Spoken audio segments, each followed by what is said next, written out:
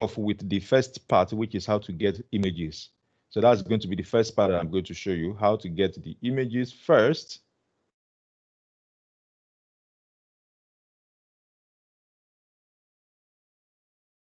Can you see my screen now?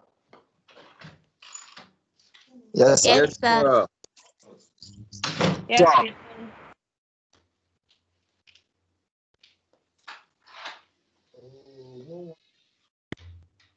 What happened this morning?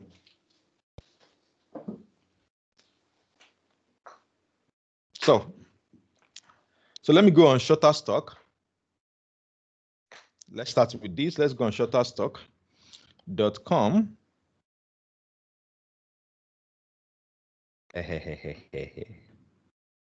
Oh, it worked though.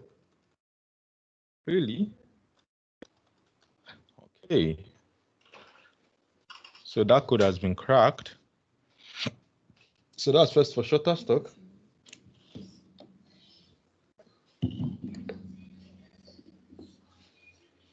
Let me put it there. Thank you.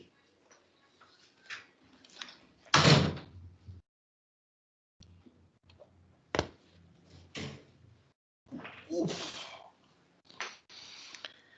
So, are you seeing my screen? What can you see on my screen right now? Find the visuals you need to cover the latest news. The visuals You need to cover the latest news. Okay, good. Get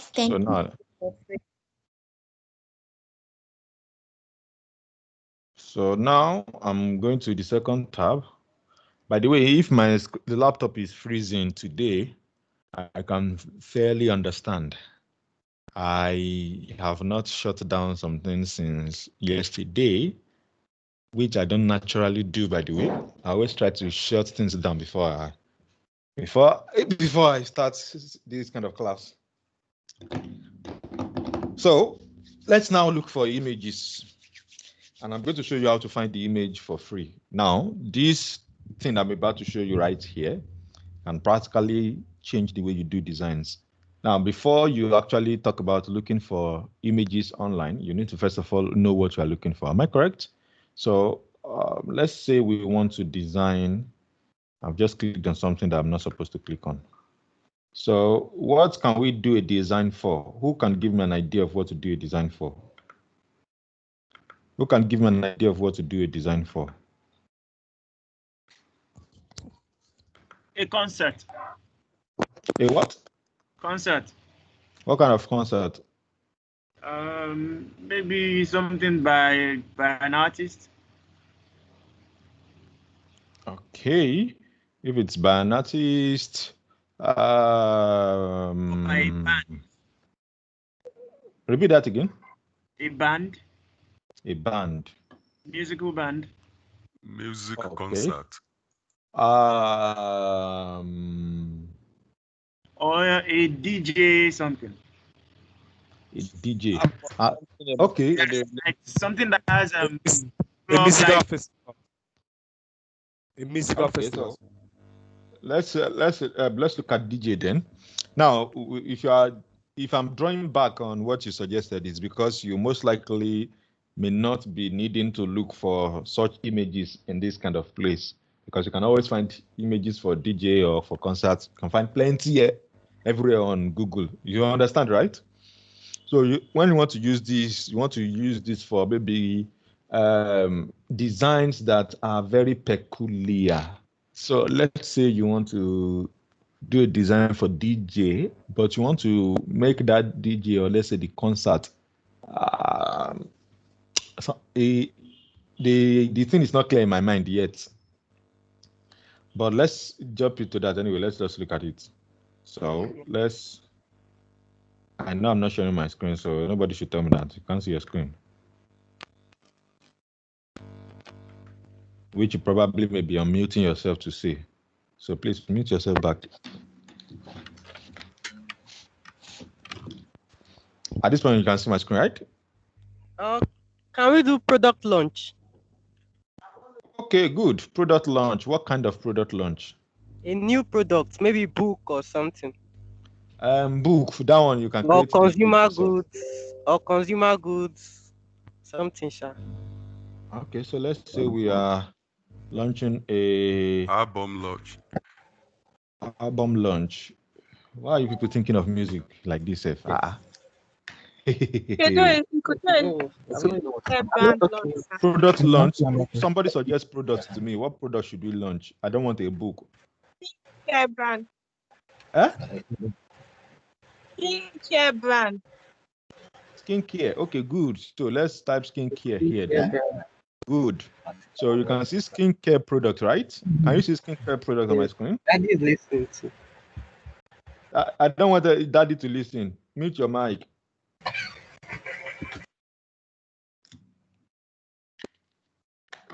Can you see skincare product right now? Yes, sir. Yes, sir. You can see. Okay. Yes, sir. I need to be sure that Yes, I'm sir. not, because yesterday I moved very slowly. I moved very slowly yesterday so that I don't get to be moving my screen too fast.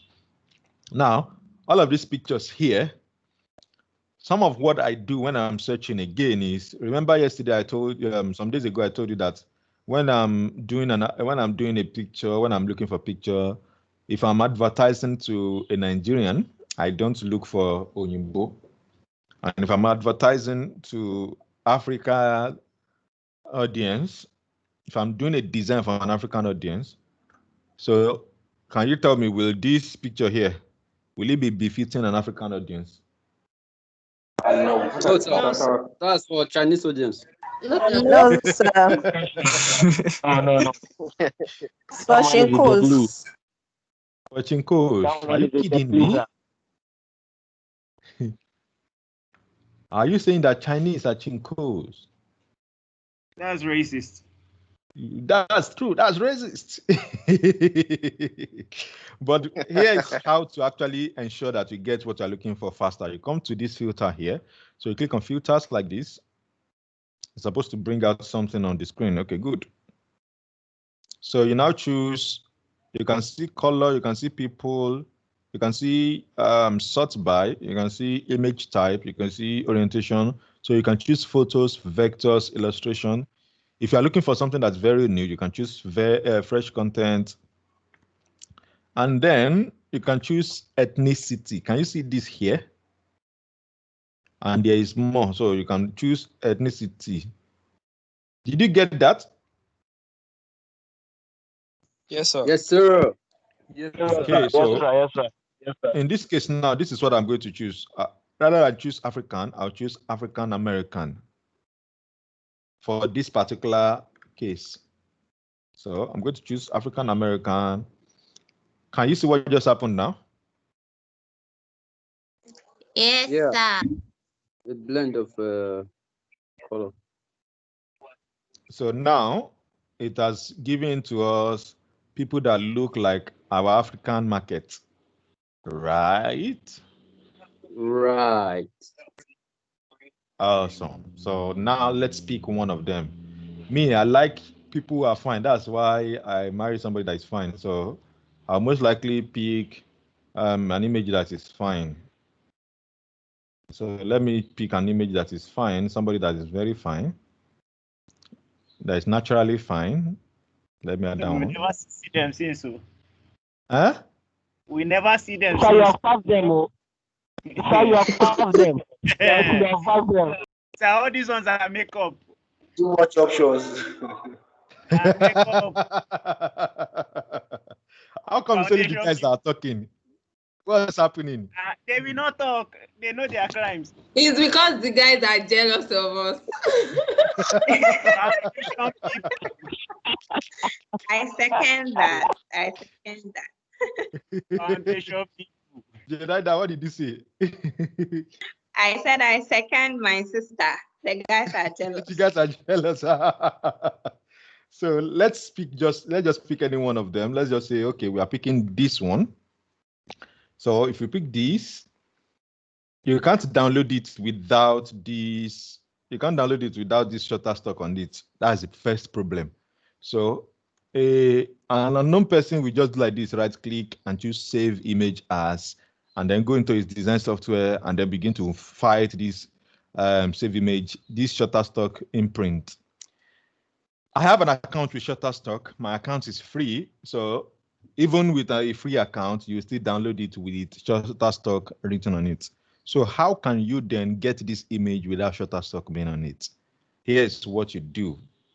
And please, thank God this video is not going to be titled how to get images so that they will not come and grab us. So this is what you do. Can you see the option I'm selecting here?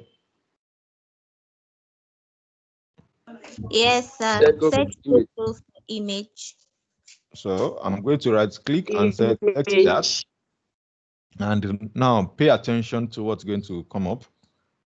Google is going to go and sort through all the images that their AI can read, and then it's going to present to you an image like that. From the images that Google will serve you, you can then pick one that doesn't have that imprint on them. Now, first of all, I want you to look closely around here. Can you see all these images here? Can you see that it's the same lady? Yes, sir. Yes, sir. Yes, Yes, sir. sir. Yes, sir. Yes, sir. Yes, sir. Yes, sir. So Google will try to go and sort it for you to bring you images. So what I would then do here, you can see that this one does not have Shutterstock. This one does not have Shutterstock. This one does not have Shutterstock. This one has, this one has, this has. So what I would do in my own case is I'll click on visually similar images. And then I'll now begin to look at them one after the other. So look at this one here. It still has that 123 RF, right? So I'll begin to look at them one after the other to see which of them does not have that Shutterstock imprint on them. So let's look at that. Sometimes the way to find it will be on somebody else's website. So can you see this lady right here now? Can you see that this one does not have? Even though this only has this as part of it. Can you see that right now? Yes, sir. Sorry to interrupt. I have a shorter way to download the image. I don't know if I can share. Please go on. Okay. You go back to the Shutterstock site. Okay. Where you click the download stuff, there is one place to share there. Share, click share. Yes. I was going to come to that. Copy So copy link, right? Yes. Yes. And then you can open a new tab, paste the link, right? No, not That's that. what okay. No. Just download.la. You download.la. Download LA.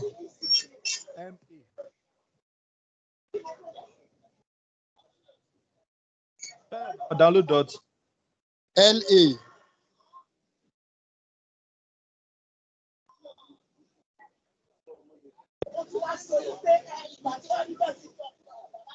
No. Download.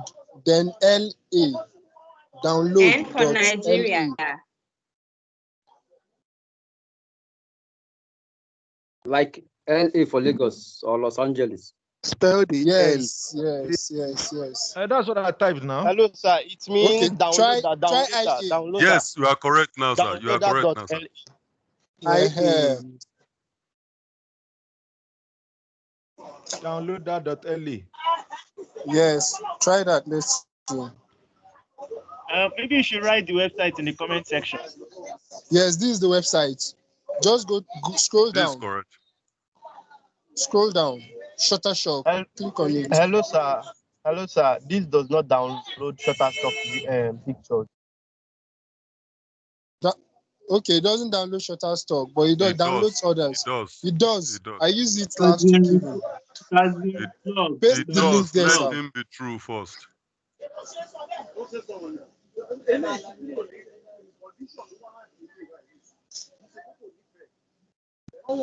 Then you download now.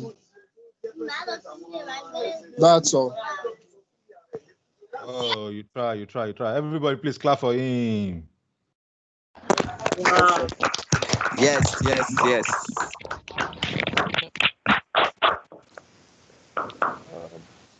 Now, why is the quality reduced? Did you not notice?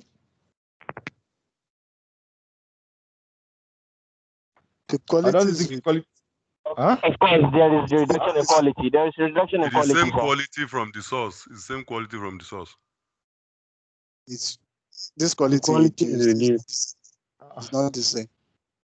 So there's a way to find out if the quality reduced. Let's check the resolution on Picasa, then Yes, compare to actually, what's on the that's site. what I'm checking right now. This is large 5464 by 6000 pixels and 200 dpi.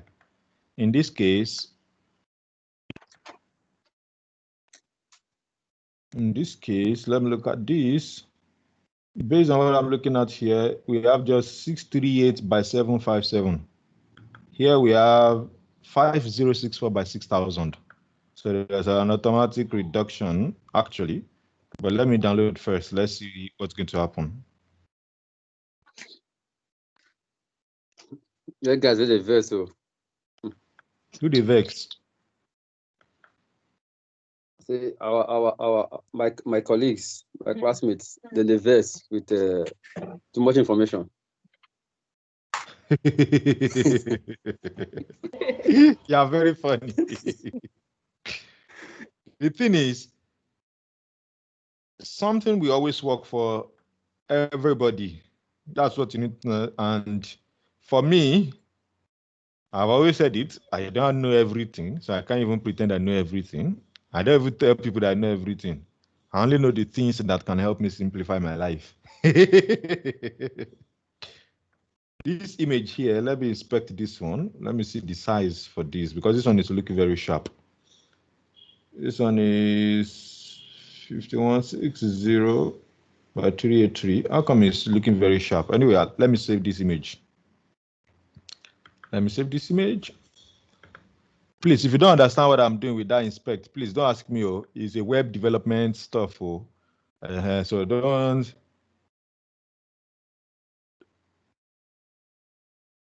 Okay, Just so turn on the console. which console? So here, this is okay. Let's continue. Let's complete that one. So now I'm going to look through all the images to see if I can find that particular image. At this point, the image is no longer available. So here's what I do. I go back. That means that image is not available. What's your name? The person that showed us how to use this downloader. What's your name? Abdelatif, sir. Abdelatif. Oh, Anangi. Is Anangi that I should always be saying? That's the one I can easily remember. Okay, Abdul. You know the interesting thing? I've never found this website before. This downloader, I've never found it before, so I'm seeing it for the first time. So thank you very much for sharing that with me. As always, I'm going to explore and I'm going to see how to use these. And you might be surprised, I might be able to crack how to use the higher version, how to get the higher version. So now this is the image here. It's reduced, it has reduced quality. Let's look for another image. So let me try and look for another image. Let's see. And by the way, sometimes in design, the face, the eyes, the emotions, those are some of the things that make people pay attention to certain adverts when you make adverts. Okay, in this case, let's try this. Let's try this. And then let me right click and search Google for images. Remember that we are doing product design, right? So now this is this one here now. This is rightly available on Google. So what I then do is I choose all sizes. So it now tries to sort for all sizes of that picture. As you can see here, this is the picture here. Can you see that the picture is available now without the imprint of Shutterstock? Can you see it now? Yes, sir. Yes, sir. So you see, can you see that method worked for this image? It didn't work for the previous one. Yes, You get that? So sometimes when I do that, that is what so I just go ahead right now, just click save as, and then I save the picture. And then can you see this here? And can you see this here? Is it the same thing that we got? Yes. Good. So sometimes, if with the method Abdullah just showed us just now, let me try that. Let me click on this. Let me enter the URL here, and then let me press enter, and let me see if it's going to open up and get a higher quality this time around.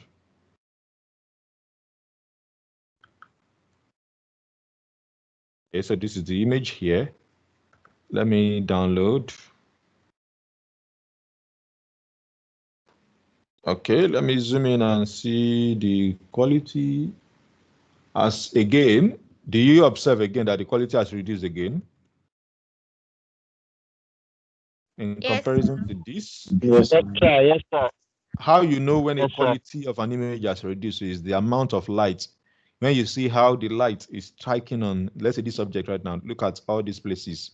You see the way the light is hitting on all these places. In this case, you can see that the light is still hitting sharply here. Now, in the image right now, the light is hitting still, but somehow the light is not as sharp. Can you see that? Yes, sir. Can you see that this light here, compared to the light here, compared to the light here and the light here? In fact, sometimes when you click on the image, especially from Google like that, sometimes it takes you straight to a higher version of that image. Sometimes it does that, sometimes it doesn't do that. But that has been how I have been downloading images from, imagine, see where it led me to.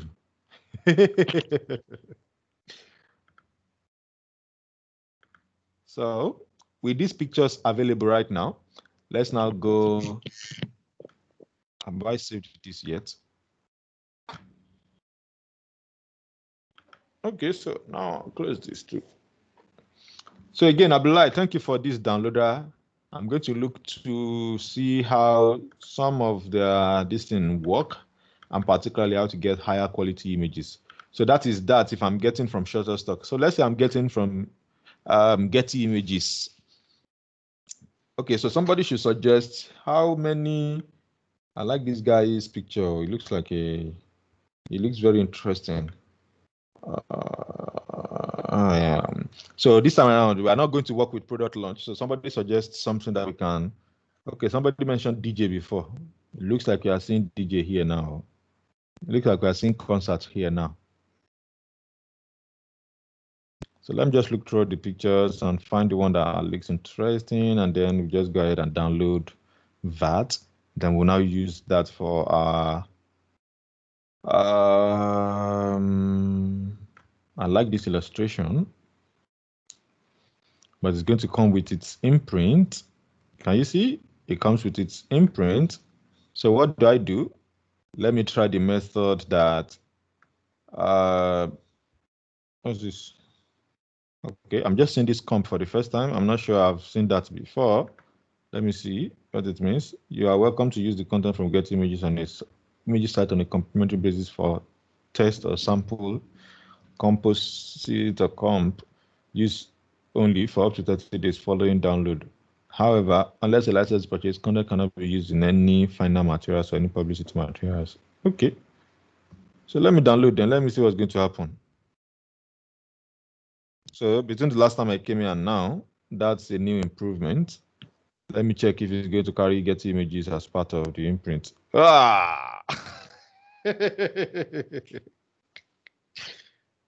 So Get Images is the imprint is on it. Please, can you see this? Can you see the imprint on it? Even the quality itself is reduced. Oh man. Yes, we can see. Even the quality is reduced. So how do I do this? How do I get these images? I right click again. I click search Google for image. Sorry, right clicking at the center does not bring Get a Google image in my own. Are you sure you are using Chrome?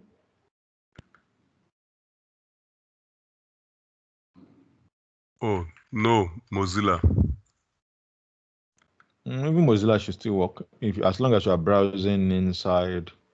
Most likely, I don't know how that works. It's been a very long time that I used Mozilla last.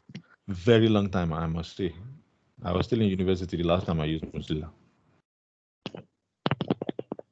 So I don't know how to answer that question. Hello, sir. Yes, please. Yeah, I want to make a suggestion concerning when you get to this Google image part. Okay.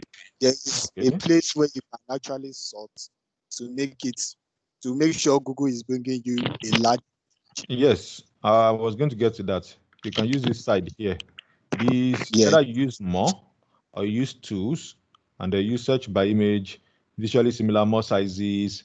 So you can do all of that. I was going to get to that. Share again now. Thank you for that. I appreciate you for that. But then that works when you're actually searching images directly sometimes. When you are using that right click option, sometimes the options are limited. That's what I've noticed so far. So this image here, so let's look at it again. Let's look at it again. Which area, how can we get it? How can we get it? Let's use this embed.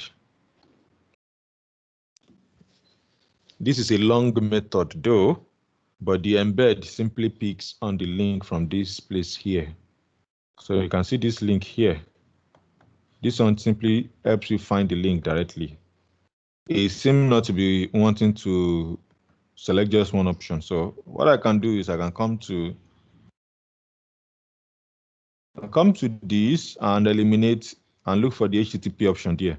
So the HTTP here simply lets me pick my image, and then maybe I can now go to maybe this downloader I'm getting from Getty Images. So let's try this downloader then. So in this case now, I just paste the link. I just paste the link and click download, following what Abdullah just shared with us. And let's see if it's going to bring up that image. So you can see the image is here now. But sir, the link has been up before. Which link? The one you just selected. Up here, right? At the URL. Yes, yes. I get you. Thank you. So this time around, let's look at this illustration. It's still pixelated, but I have my way around pixelation of images, especially with Photoshop and CorelDRAW. So I can now save it. So again, Abdullah, thank you for sharing that. You can see that it worked for this particular image because this is a large image. So sometimes... Sorry, excuse me, sir. Yes, please. Sir, please, what did Abdullah share? Because my network was fluctuating around that time. Can you see the link on my screen right now? Yes, sir. Okay, download that. Okay, that's what he shared. So here on downloader.la, like .lagos. So it lets you pick links of where you want to download from, and then it helps you to download that. But again, like I said, it reduces the quality, but for some people that may be manageable. So everybody, are we clear on how to get images now? Thank you too. So do we all understand how to get images now? Now, if you were running the website, so to say, let's say you are, how should I say now? Let's say you are blogging. Let's say you have a blog and you want to use images on Shutterstock and all those places. The good part is that it's a lot easier to use when you have a blog or you have a website or you have somewhere you can embed the images. If you click on this embed, you can practically use them for free without any this thing, as long as you just copy this, and then when it shows up on your own website, you can take off this part that has get images. Please mute yourself. You can take off this part that has get images while you are designing, but that's basically how that works. Okay, so now having downloaded the image, and by the way, let me take this time also to introduce you to tools that you probably already know. This is number one, Pixels. So you can always download pictures from here. So please write that down. Let me open up my phone here and look through a list that I sent to somebody some one day. So that's one place. Another place where you can get pictures is, let me leave it to the day when we are talking about how to get pictures, so I don't overwhelm you today. So I've downloaded the images. Now I want to go to Photoshop and go and work.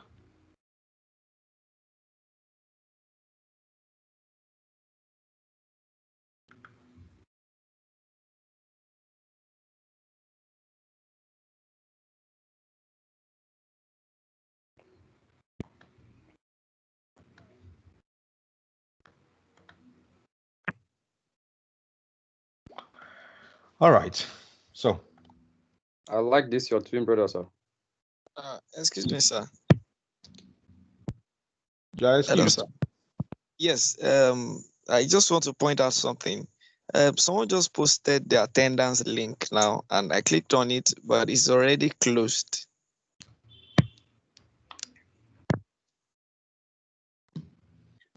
Thank you Sorry, for that's pointing for, it out. that's for the morning class, so it's not for us at all.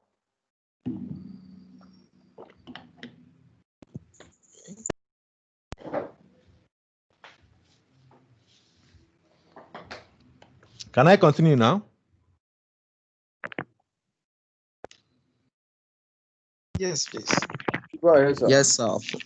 Thank you. So now let's. Hello, Mr. Dayo, please continue your class. When I post the attendance for it to be filled, I'll announce. Thank you. Thank you. You better mute yourself because I can hear what you are laughing, and I know you are laughing at me. But God pass us. So let's get to the image we want to edit. Let's bring that in.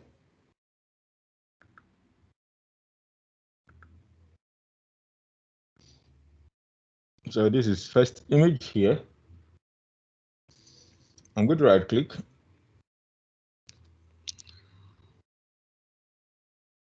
And then I'm going to choose open with, and then I'll choose Photoshop.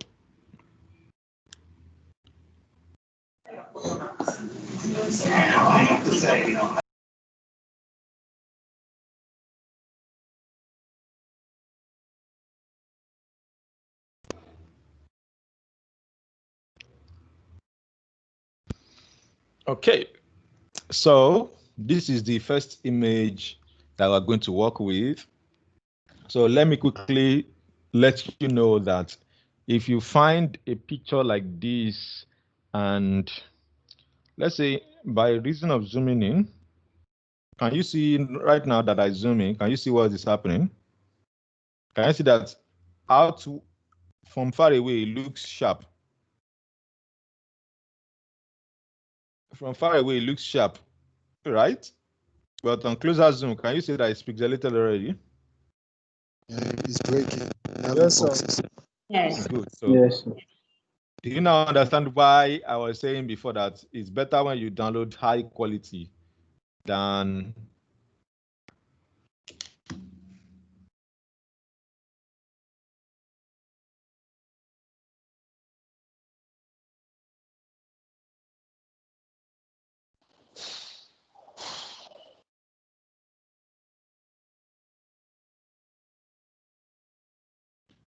okay, I'm waiting for that image to load. Okay, it's the second image. Now open with, and then let's choose Photoshop this time around. Now look at this other image, this second one.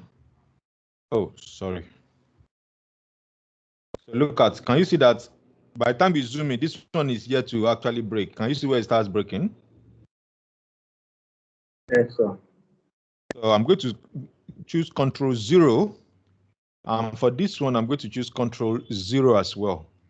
Can you see the difference between this picture and, let me close one of these. We are done with this one, so let me close it. Now, looking at this picture and this picture, can you see the difference between the two of them? At the same size, though, this one is very, very pixelated, while this one still looks clean, right? Now, for your information, you can always improve how it looks. In order to do that, especially when you bring in a picture from somewhere, you can come to image here. Or no, let me see, is it a did? It should be under image actually. So image here, and then you come to count image size. Are you seeing what I'm doing? So you come to image, you come to image size. Now, the reason why you want to do this is to increase the quality of picture. Do you get that?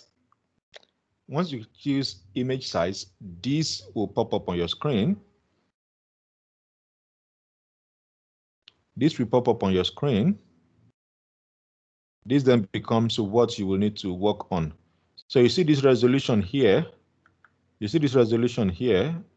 You can either increase it or decrease it, or you can actually increase the size of the picture in its entirety. So for example, you see that the original dimension of the picture is 1000 by 667.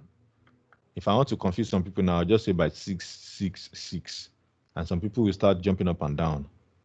So you can increase the size, like, okay, I want to change it to 1/3D, and then the resolution changes. Then you can now increase the resolution back to 300. You can change the resolution back yourself to 300 when you increase the size. At this point, you can see right here that it's still building the preview. Still building the preview, building the preview. Can you see now? So you have better, larger file size, and it still tries to maintain the same quality. Actually, you can even increase it as high as possible as you want. So I'm going to click OK. I'm going to click OK, and then we're going to hold on for it.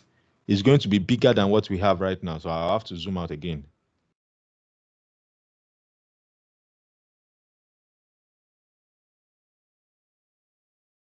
And as I mentioned yesterday, that sometimes when you're working with Photoshop, for example, when you're working with fonts, you will have to load. Now, what did you observe just now? I did not touch anything, though. My hand are in the sky right now. But what do you notice? The image got bigger. The image increased in size. So I'm going to click Control 0 now. Now I've clicked Control 0 so that it zooms back to the main screen. Now compare these to these, in comparison of these to these, in comparison of these to these. Which one do you think is sharper? Which one do you think is better?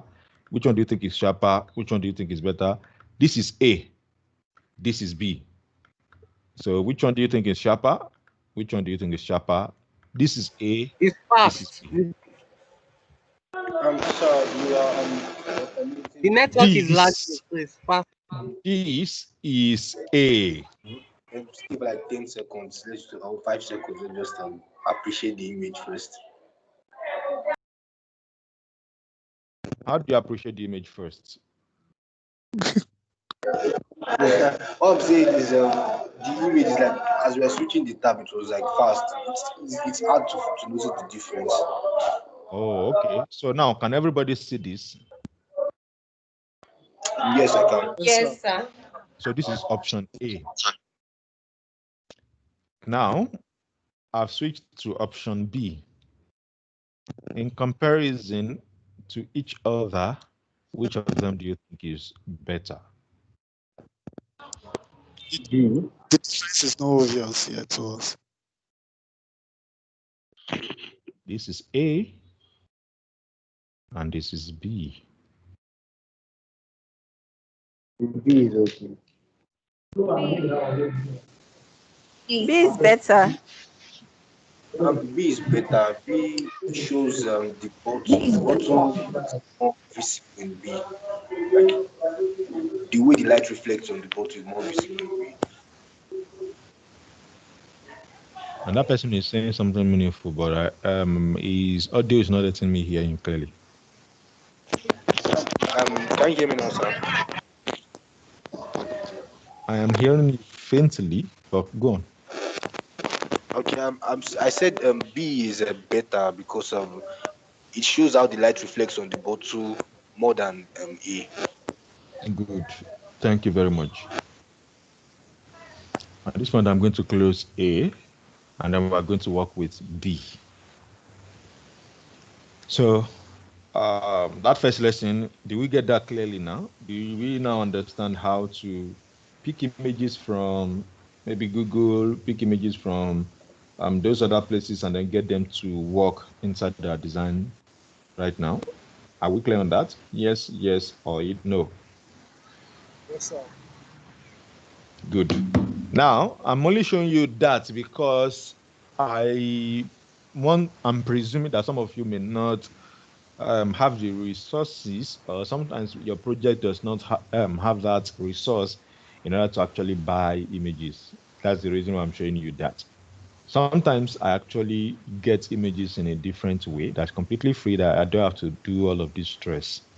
In the days to come, I'm going to kind of open the Pandora's box of that to you. Okay, now let's move into how to fade a picture and how to create backgrounds. So let's come back to this picture here. This guy is going to be our scapegoat today. Okay, let's just use this one instead, since we have already taken out this background yesterday. So what I'm going to do here is we are going to start off first by adjusting the light on this picture. We want to make the lighting in this picture better. So let me first of all turn off the background so that the background is not visible. And then I'm going to come to image, come to adjustments. I'm going to go to maybe, let's say, curves. Let's try curves. So then let me use curves to adjust the light and darkness.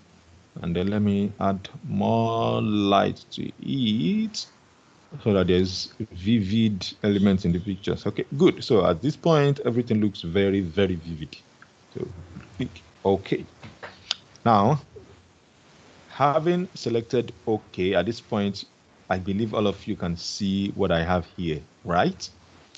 Now, I'm going to show you how to use the Mark tool to actually create backgrounds. Do you get that? I'm going to show you how to use the Mark tool, and we're not going to use the layer that we created here yesterday. This layer here, we're not going to use that. So I'm going to create a new layer from scratch. So let's create layer 2. And because it's going to be a background, ultimately, I'm going to have to move it downwards to stay behind the image.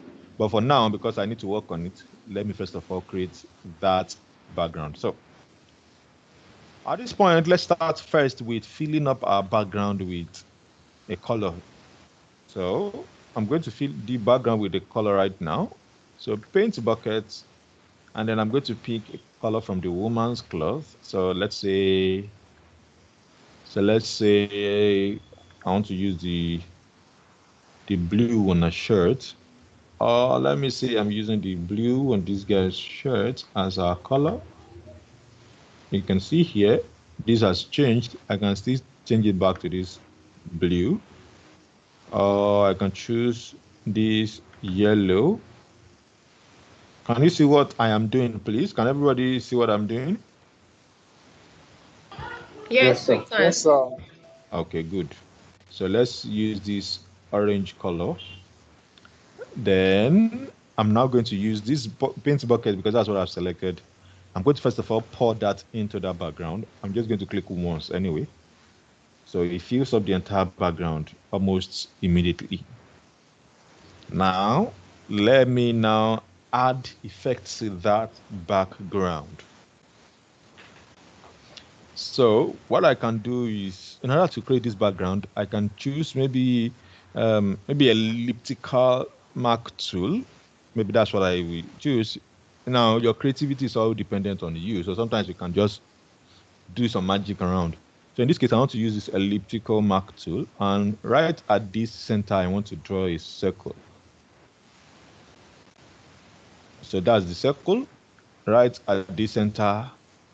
Now, what I want to do is I'm going to fade this. I'm going to feather this circle. I'm going to feather it. So in order to feather, what do? I need to right click right and choose feather. Am I correct? Or what should I choose? Feather, right? So now for this feather here, what I want to do is I want to make the feather very, very wide. So let me use something like 50 here. And then I'm going to click OK. And then I'm going to zoom back out. And then I'm now going to choose a different color this time around. So let's say I want to choose a different color, and this time around I want to choose, let's say, white. A white. Okay, because the guy's shirt is white, let me choose maybe blue. So let's say I'm choosing a blue. And what I'm going to do is I'm going to come back to this paint bucket with the color that I've chosen now. Inside the ellipse tool, I'm going to pour that paint. That is, I'm going to pour that blue color. The reason why I'm doing that is, remember that I feathered the background, I feathered the selected area, I've feathered it already. By the time I pour the color in, that color is going to fit into that feathered area. So let's look at how that works. What do you see right now? The feathered area changes color. And what does it look like now? It's greenish. Excuse me, sir. Sorry. The version I'm using doesn't have the tools you have. All the tools you have. What is the version? CS6. It does have. It has.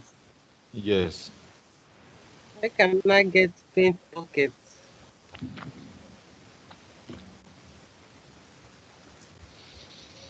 This version that I'm using has very little changes in comparison to CS5, CS6, CS7, CS8.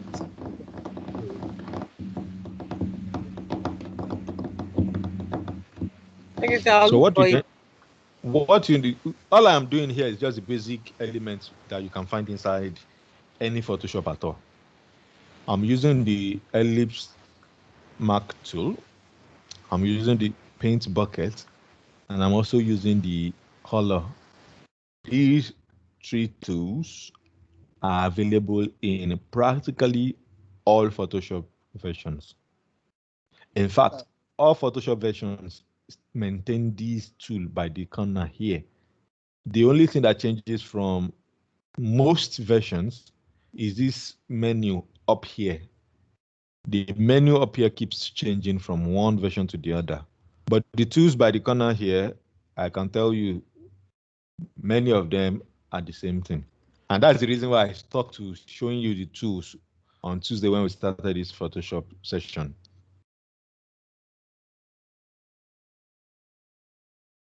Excuse me, sir. Okay. Okay, sir. Thank you, sir. You found it? Not. I want to use help. I can see Okay. the tool you are using here. Hello? Well, Right click on the gradient tool. It's on the gradient part. Yes. Yes, Right for the click gradient, you have to it. select it down. Okay, maybe I should You also have to mention right-click. that. So sometimes you can right click, that's true. It's on the grade. It's in the gradient tool. I've seen it. Thank you. Good.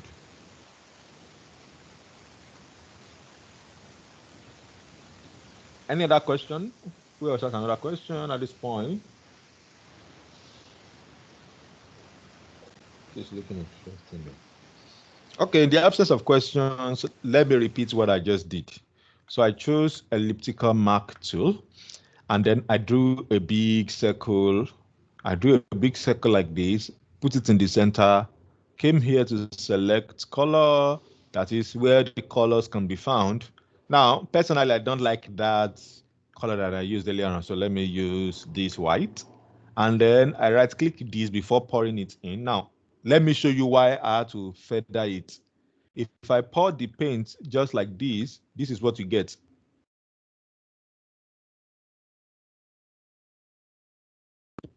Can we see that? Do we understand what that means?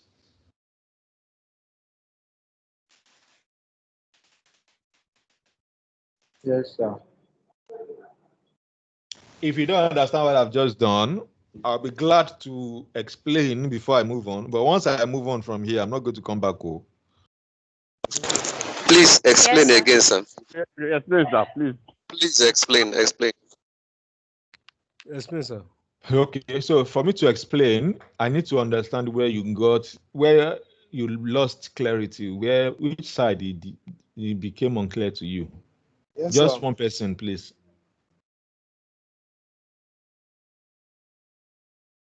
Yeah, now. Where you picked the marquee tool, sir, from that place, sir. Okay, good. So I'm going to zoom back in now so that you can actually see that. I said you can choose this elliptical marquee tool. When you choose that, you can come to your board, draw a circle. You can even make it slanted. You can make it slim. You can make it big. Anything you like. It's all up to you. Remember that you are the owner of your creativity. And then wherever it is you have it, you can always move it around because you are yet to select anything yet. It's still just an outline. It's still just like a guide, more like an outline that's going to guide your work. Having done that, let's say I drop it here. What I then do is, knowing that I'm trying to create a background, I right click and select feeder. Or you can come to the menu up here and type feather. Do you get that? But in my own case, I just want to do shortcut. So I right click and I choose feather and I put it at 50. You can choose any number you like, okay? You can choose any number you like. Now, before I choose 50, I've not selected okay, so the feather is still 0 right now. What I'll now do is I come to my my paint bucket, and then I'll select a color that I want to use. So let's say I want to use a yellow, for example. Let's just say I want to use a yellow here now. I can simply pour the yellow into that space that the mark tool has selected.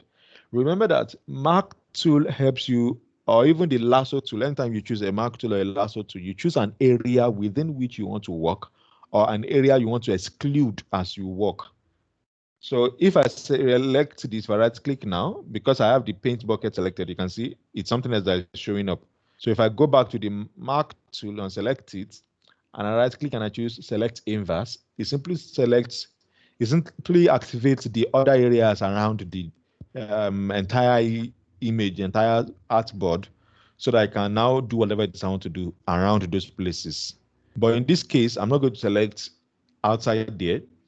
I'm going to click my paint bucket, pour it into that exact place without feathering the mark tool. So this is me pouring it into that space without any feather right now. Now I'm going to undo that. I'm going to right click this time around. I'm going to come back to my mark tool, right click, choose feather, make it maybe, let's say 100, and then press OK. It loads. Then I come to my paint bucket tool, and then I pour the same yellow that I poured earlier on. I just pour it in again, and look at this time around. Look at the difference. Can you see this right now? Yes, sir. Yes, sir. So now I've deselected the mark tool. So now, having deselected the mark tool, you can see if I move this image, this layer from here, if I move it to the back of that image now, and we go this way, can you see how it fits into the background?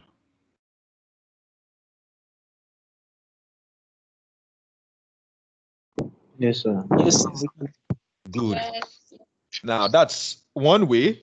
Another way we can do is we can completely bring in a background from somewhere else and put it behind this picture. So let's do that, so that you'll also understand that even though you can have your own background, you can create your own background from scratch, you can also bring in images to use as the background of another picture.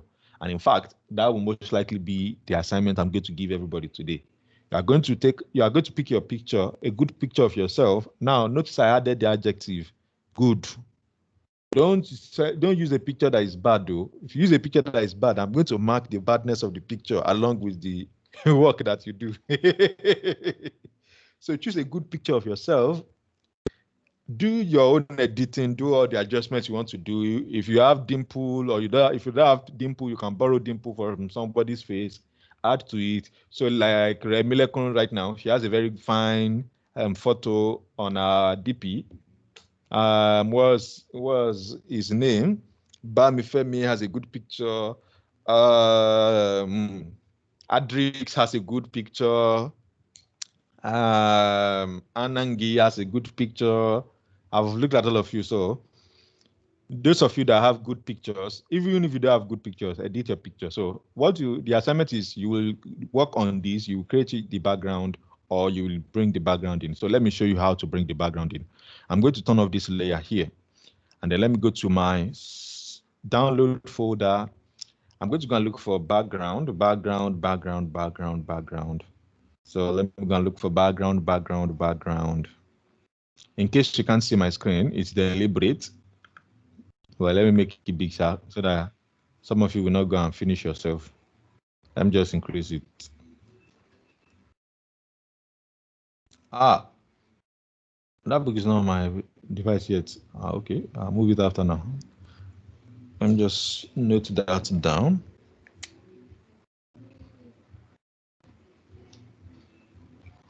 Oh, wow, still not the right tool. Where's my pen? Okay.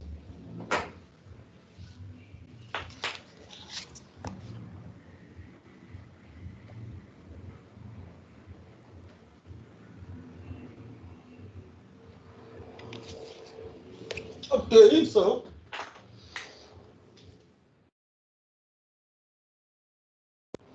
I'm still looking for background. Let me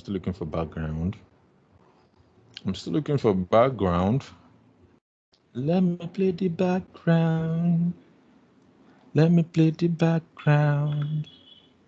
No, sometimes I get in the way.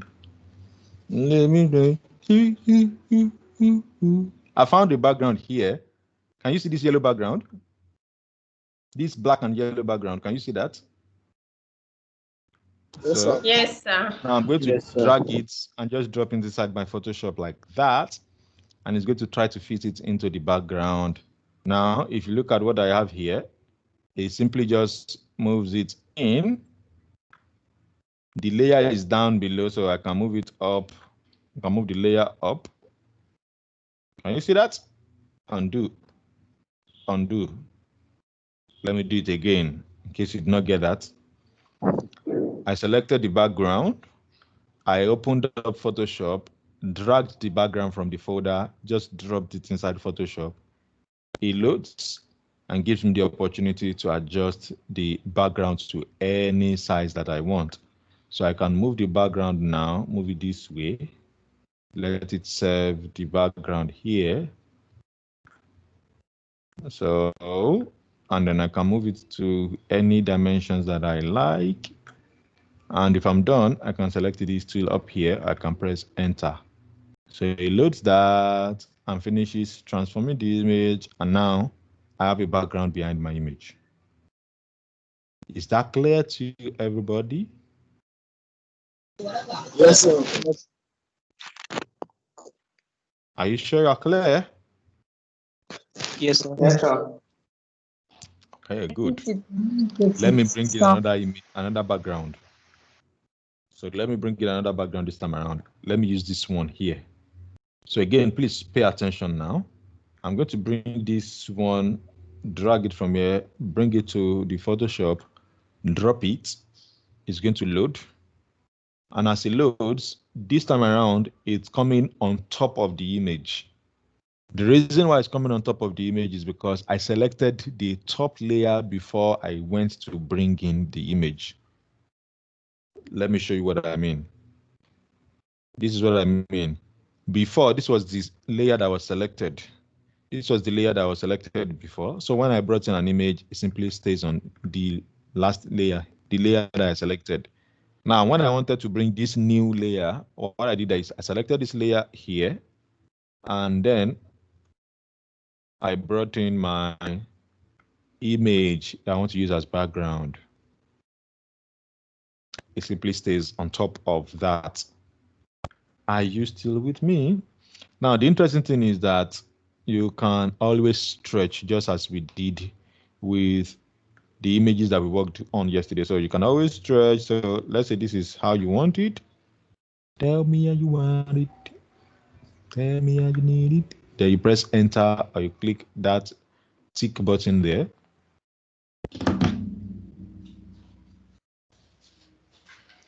Let me play the background.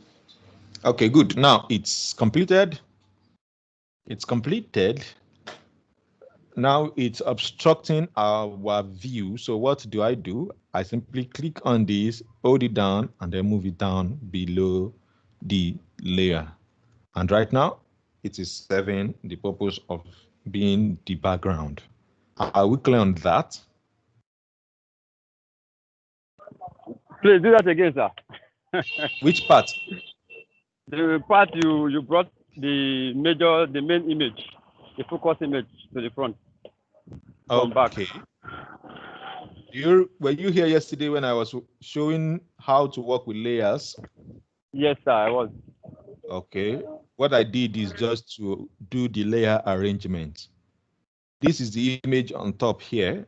If you look at where my mouse is right now, this is the image on top here. I just hold it down and drag it downwards. That's all. Okay, sir. Okay, sir. Now. Okay, hello, Dio. I also need some assistance with my. You need to assistance with I what? loaded an image and I've added a layer. Can you hear me? Yes, I can hear you now. Okay, I'm saying I an image initially like you did, and then added a layer. But then whenever I navigate come on top, I don't see it. As much as I move it to the top of the image, so the layer is sitting on the image, but then I don't see the workspace for the layer. I probably did something wrong. I'm not sure I fully clearly understand what you just asked. So do you mind asking again so that I understand you?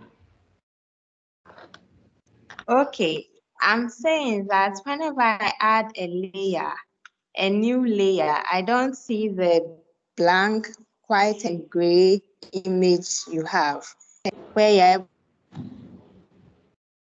You don't see this part? And all that. I don't have. Okay.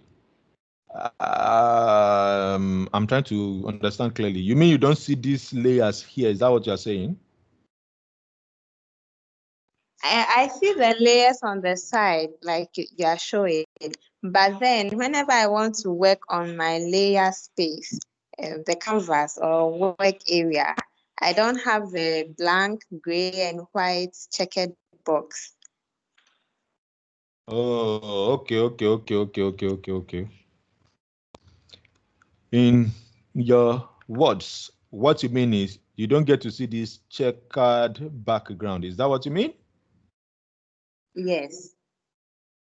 This checkered background simply means that we have taken off the background of the image. So right now, we have the option, this particular layer here. So for example, with this right now, can you see that the checkered image, the checkered pattern is no longer available?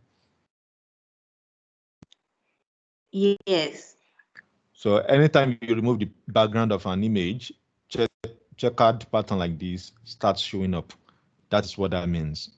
So if you are working with an image and you still cannot see the checkered pattern here, it means you are yet to remove the background. Perhaps when you were removing the background, your layer was locked. So when your layer was locked, rather than delete it as a transparent image, Photoshop just delete it and makes it into white.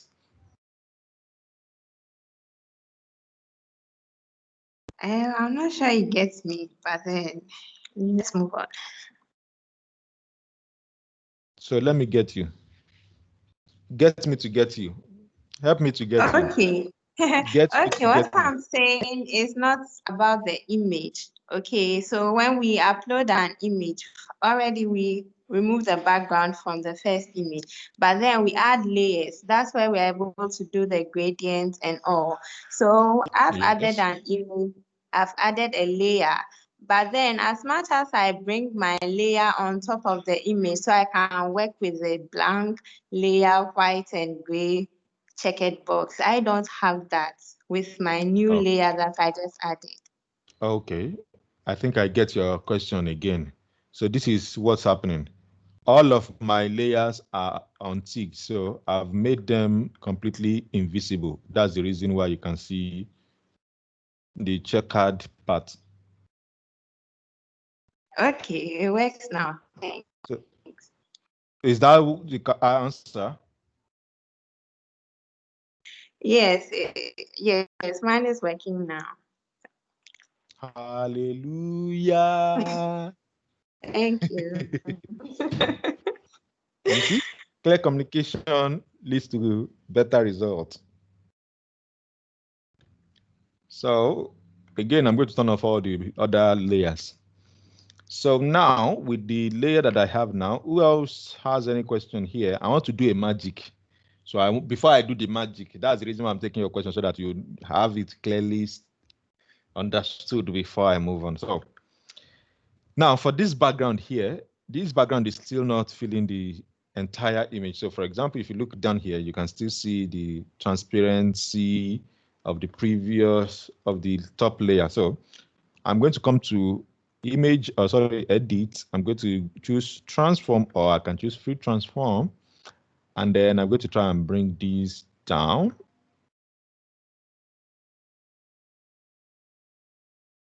So I've just increased that size.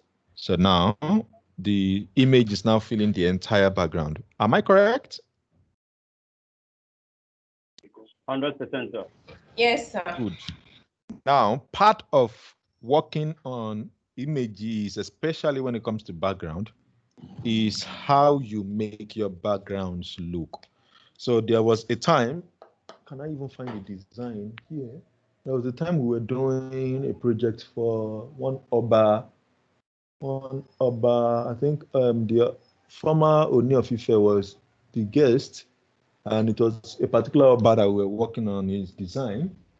And we created backgrounds from scratch like these, and the Oba that has the work had to be asking us that, this was not the background when I snapped this picture. We were now laughing at him. He now said, this background is better than the one that was in the picture that you were snapped.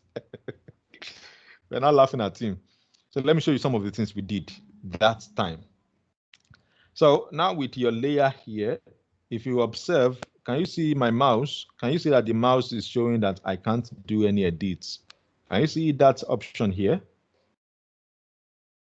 Yes, sir. So with the way the mouse is right now, I can hardly do any meaningful work. So I've changed the option to, because it was filled before, that's the reason. So you can't fill something that's already filled. That's what it means, especially when it's not a rasterized background. So now I'm going to choose Move Tool, and then I'm going to go to, this is where I'm going to start working on effects here. That is the effects that we did on my own image yesterday. We are going to try and apply them to this image so that you can properly blend with this background. So if you observe, this background right now seems to be shouting, like the background is even more visible than even the people on the picture. Am I correct? So this is where we now begin work on. First, we go to adjustment. Let's try brightness and contrast. And then we are going to try and reduce the brightness. So we can reduce the brightness. We can increase the contrast. Or we can drop the contrast. So as option one, I've undo that. I just click cancel, I did not select. Then I go back to adjustments. I can go to levels. And this time around, nope, let's be seeing everything at once. So I'm going to come down to this output level and I'm going to adjust the white. Can you see the background became more obvious? Then let me adjust the black. All elements of black tend to be leaving. Another thing I can do is I can actually take off. I can actually make these adjustments here. Cancel. What just happened? Sorry, cancel. I'm at levels, and then I want to start adjusting this background. So can you see what's happening? Can you see how the background is becoming more visible? And then I want to select from this dark side here. Then I want to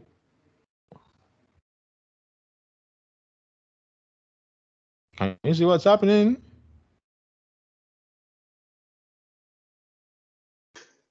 Are you with me at all? Yes, we are with you, sir. Okay. Yes, boss. So now I can try the third option.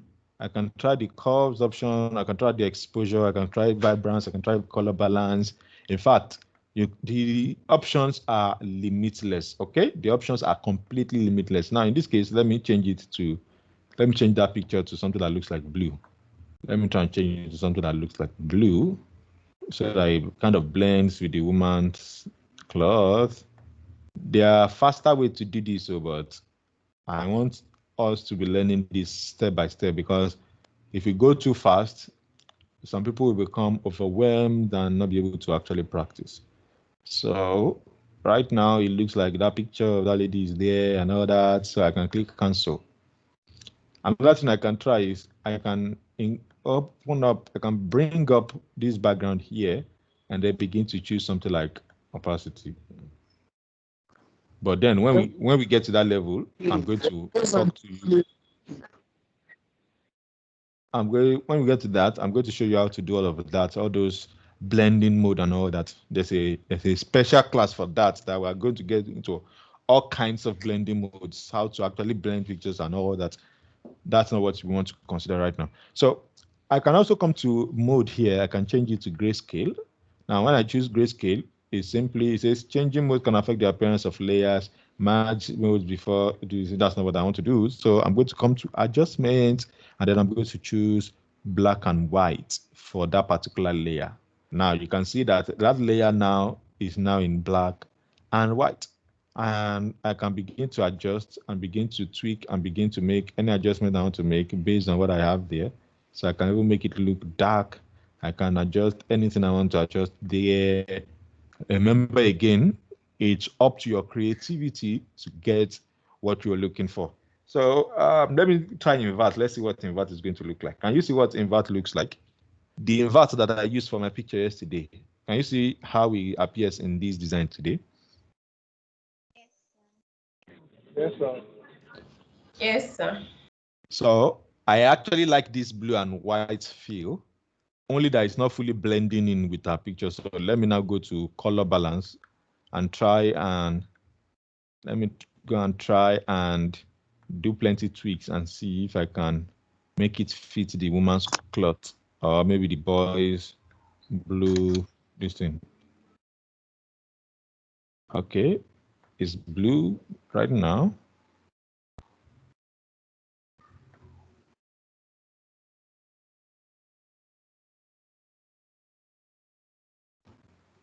Okay, so let's say this is where we want to stop here. This is what we want to do. Now, it's still too visible for that kind of background. Am I correct? It's still too visible. So how do we adjust that based on some of the things we covered yesterday or day before yesterday? We can come to maybe blur tool. We can choose maybe a blur tool like this, and then right after that, it shows us that we can't edit this. Do you know why we can't edit this? Who can tell me? Some of you that have been using Photoshop before, don't say anything. I want a lady to answer me at this point. Why is it that we cannot edit? Why is it that after I selected this blur tool here, why is it that I cannot edit? Because it's too obvious. Okay. What else is Not the reason fixing why it. we cannot edit? So,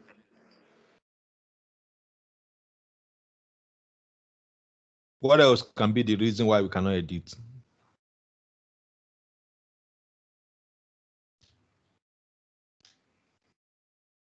Yeah, now the ladies in the house. You say what?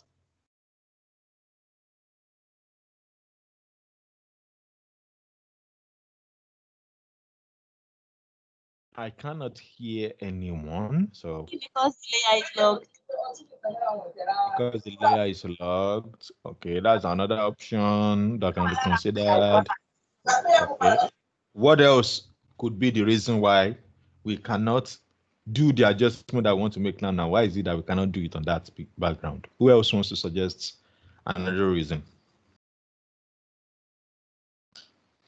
I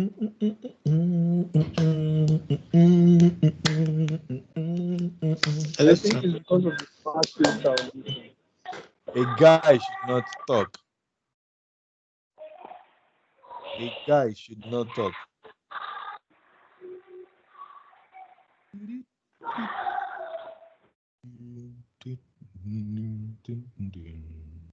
Okay, now guys, you can talk if you want to talk.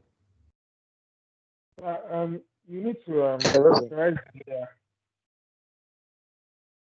Or you can do And anything. that would probably be Raymond, but I can't hear what you are saying.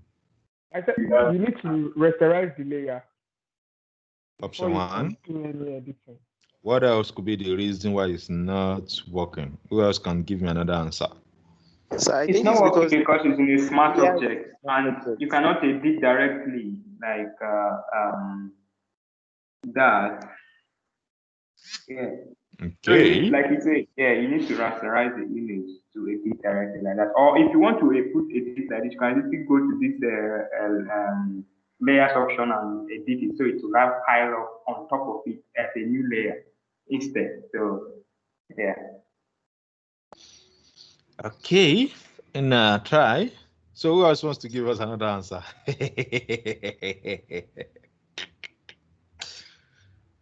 But actually, the answers everybody gave has been amazing. Only one answer will directly apply in this case, and that answer is the fact that we are working with a smart object. We have not rasterized the layer yet. And you remember I told you earlier on that some tools will work a particular way and some will not work a particular way. So for example, eraser tool, for example, may not work. Paint bucket tool may not work. Gradient may not work. Blur, smudge, burn, all those ones may not work right now. Even the text tool. Okay, you see, the text tool is working because the text tool will create a completely new layer on your design. Do you get that? That's the reason why it's working. The mouse, this selection tool, well, this part selection tool, it may work and it may not work, but the main reason why that particular tool that I want to use, the main reason why it's not working is because it's still a smart object layer. It is not a rasterized layer yet. But then we can bypass that. Let's see if we can bypass that. Are you with me? Let's see if we can bypass that. Let's come to filter and let's try to do adjustments for that filter. So remember earlier on, I wanted to use blur from here, right? I wanted to use blur from the tool. That's what I wanted to use. But this time around, let's try. So if I'm going to, okay, I even like this. I mistakenly click the screen. Now, with the blur tool selected, I click on the screen. Can you see what's popped up? Everybody read to me. This smart object must be rasterized before proceeding. So it means that before I can use that kind of tool, I'll need to rasterize the layer. But then I don't want to rasterize the layer because I might need to make some adjustments. Maybe I need to remove the invert eventually. even though I may not remove that. So how do I do that? I can come to filter and start using the tools here in filter. This is where something like this now becomes useful. So originally I wanted to blur. So this time around, let me choose Gaussian blur. Under blur here, I will recommend that you actually come to all of these tools and work with them one after the other. You can see this is distort, this is noise. Noise means that you are making the image, how should I say now? You are adding a lot of tiny substance, tiny details like sand. You are pouring sand into the, yes, and that's what noise looks like. In audio, noise are sounds that you hear when you're shh at the background or something. So for example, I have my fan turned on right now, but you probably may not be hearing the sound of the fan because I've already eliminated noise in my mic settings. Do you get it now? So shh, that's noise. In pictures, you see them as dots, very tiny dots. Pixelate is more like what we did when we were trying to choose between the image of that lady holding that light, the one that is pixelated and the one that is not pixelated. Here you can make it yourself. But again, this pixelate looks like that. It is not exactly that. So render, you can always do this. So for example, under render, you can add clouds. You can use clouds as background. You can use different clouds. You can use fibers. You can use lens flare. You can use lighting effects. You can use all of these to render like you are adding an effect to that background. Sharpen means you are making the image sharper. You are making the image sharper, but the real sharpening that happens to your image is not that it actually sharpens the image. It's just that it adds some elements to it that makes it look like it's sharp. So rather than it looking smooth, sharpen adds some how should I say it? Let's just say it pours sand into your gari and then makes it look like it's gari.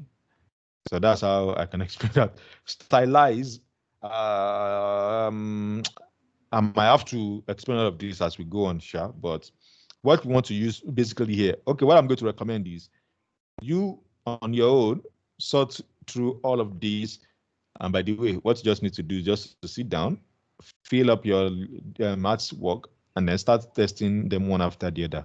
You will see what's going to get you. So in this case, what I want to work on is blur. So let me not move too far away from that. So I can choose blur average, blur or blur more, box blur, Gaussian blur, motion blur. Motion blur means that the blurring is going to be in a direction. So you are going to move it. So let's say you want to move it from left to right. You can make that.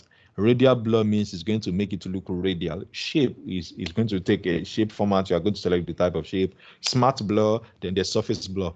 When you go to local photographers to snap picture, what they do to make your picture look like you don't have pimples anymore is they use what is called surface blur. That's what they use most times. So they will quickly just add surface blur. So it blurs your face, and then when they print it out, you don't get to see pimples because they don't have time to be going into details. You are not paying too much anyway, so why should they now be? So in this case now, I want to use Gaussian blur. So I'm going to send back. And then for this Gaussian blur, I want to increase the radius. So for every blur tool that you select up here, for every blur option you select, there's a radius. And radius means how heavy you want it to be or how much of, can you see what's happening right now? So I reduce the radius. I am increasing the radius gradually. Can you see what's happening?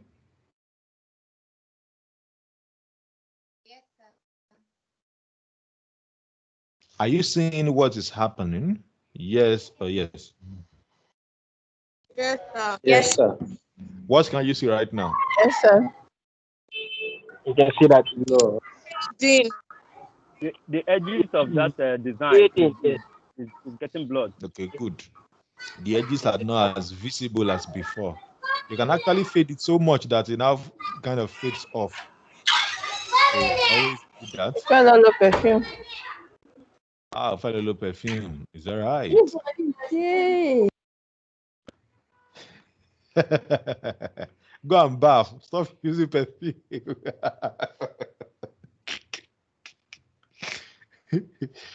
Stop depending on perfume, my friend. So that's how Gaussian blur works. Okay. So the essence why I want to use it here is to reduce the amount of glare that this item is having at our background. So I've reduced the glare right now. So let me say I'm leaving it here, and then let me say, okay. So right now, let's look at our image and let's see what we have. At this point, the background is looking good without necessarily taking all the attention away from the guy, from the people in the picture. Do you get it now?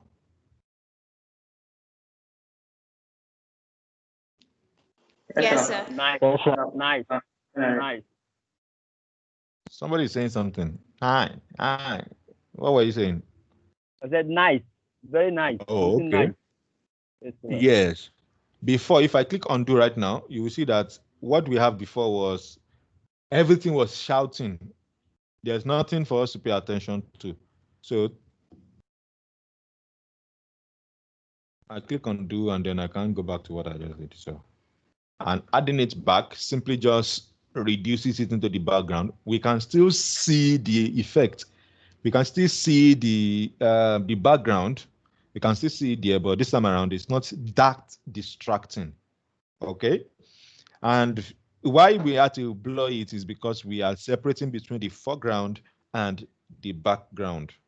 So the foreground is the subject, the background is the thing we are placing behind it.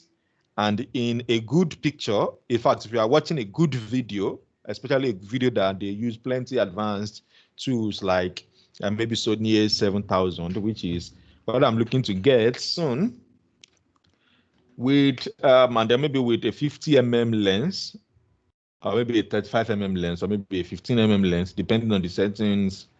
You can be watching a video where the person is only the person in that video that you are seeing. All the background is kind of blurred. You probably have seen that before. It is the lens that they adjusted. So they adjusted the lens such that you only focuses on that person while letting the remaining items be blurred. Do you get it now? So that's exactly what we just tried to do right now. So does that answer any question for you? Does that bring up any question for you? At this point, I want to also adjust the color. So let me adjust the color balance here. So I want to ensure the color balance is not as loud as it is right now. So let me adjust the color balance a little bit. Okay, one thing I can actually do is to actually darken it. So let me look at filter. Let me see if I can darken from filter here, since filter seems to be working. As I mentioned earlier on, that you can use cloud. So let me try this lens flare. Let me show you this lens flare as a part of background work. I want you to look at this. You probably have seen it before. Can you see this?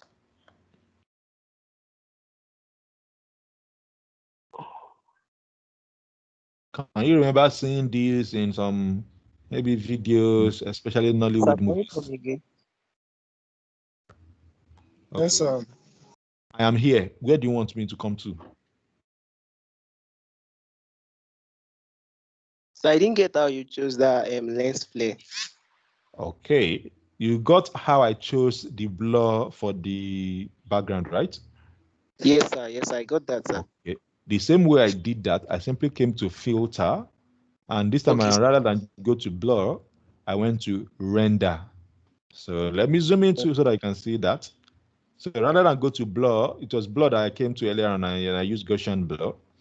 Rather than that, in fact, I'm going to undo something and then we are going to try a different type of blur. So this time around, rather than choose the blur, I came to render and then I chose lens flare. You can choose lighting effect, you can choose cloud, so you can also fill your background with clouds. But this time around, I want to try lens flare. So this is where you now see the lens. You can increase the brightness from here.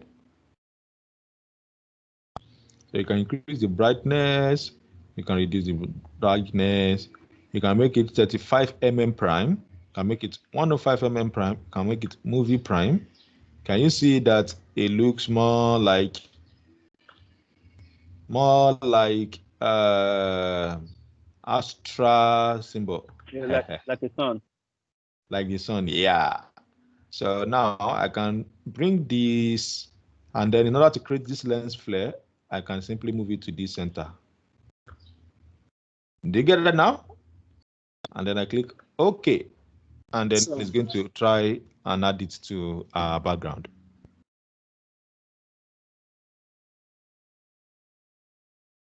Do we get it? You said? I don't like it. You don't like it? Why? It's showing too much light. Yes, it's showing much light. It's not good. Please clap for yourself. It's too shouty. It's too shouting. Very good. You people, you have sabi book, lie. So I've undone that. Let me also show you another thing that we could have tried. So with the same Gaussian blur that we have now, I'm going to choose a different kind of blur. And this time around, I'm going to choose filter. I'm going to come to blur, and I'm going to choose motion blur. So I'm going to choose motion blur, and then yes, please.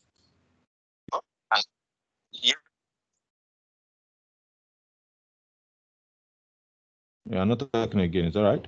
So this is where you can adjust your rotation. So you can let it go any direction you like. In this case, I simply want it to be 0, but I want the distance to be much. So I can now increase it. I can now increase it. I can now increase it. I can now increase it. I can now increase it again. I can increase again and say, okay, I am done. This is what I want to have as my own design. Can you see it now? Can you see the other side of this right now? Yes, sir. Yes, sir, we can, sir. Does this look good?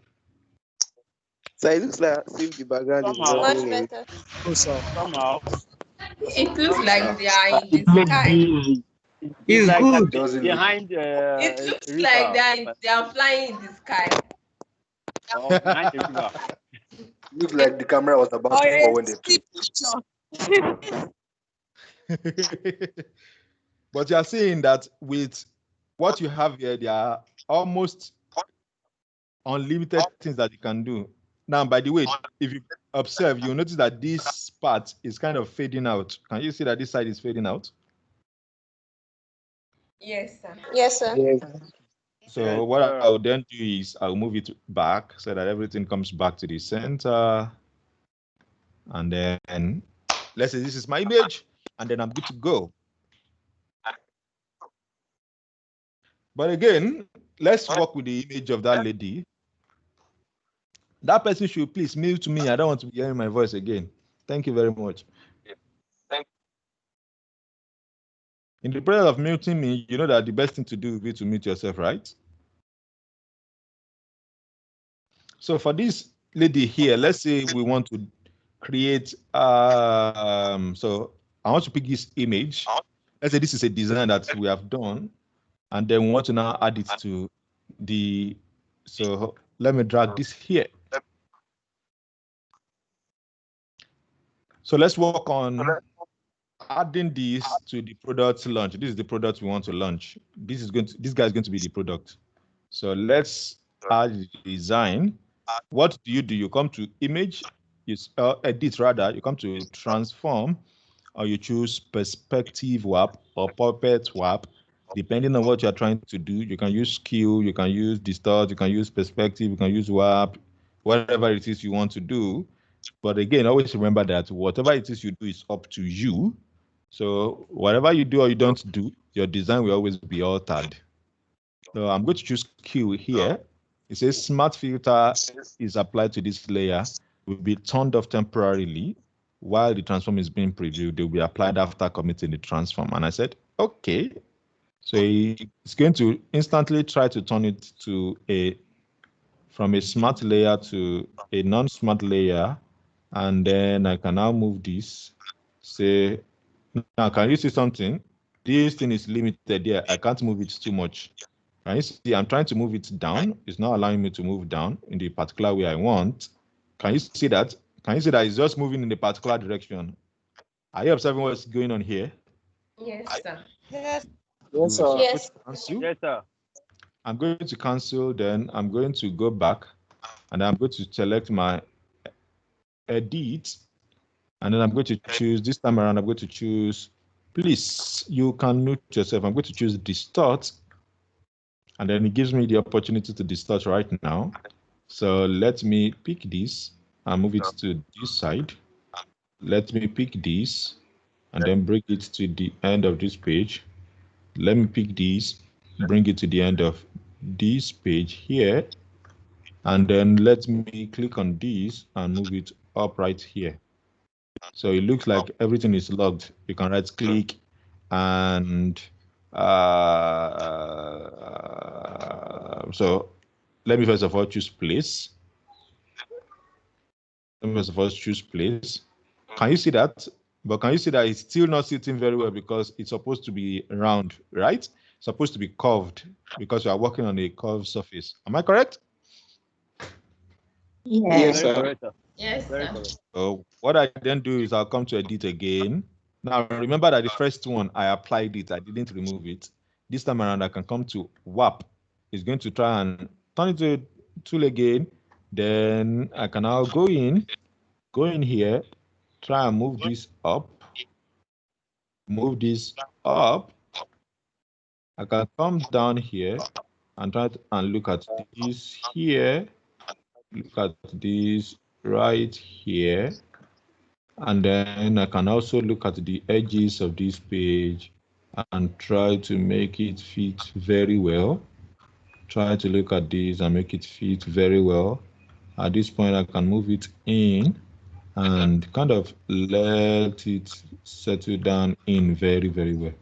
So with that done, this side is still not settling in well. So let me warp that and also warp this side. So let's say that's what I want. Let's say that's what I'm calling my design. Can you see this right now? Yes, sir.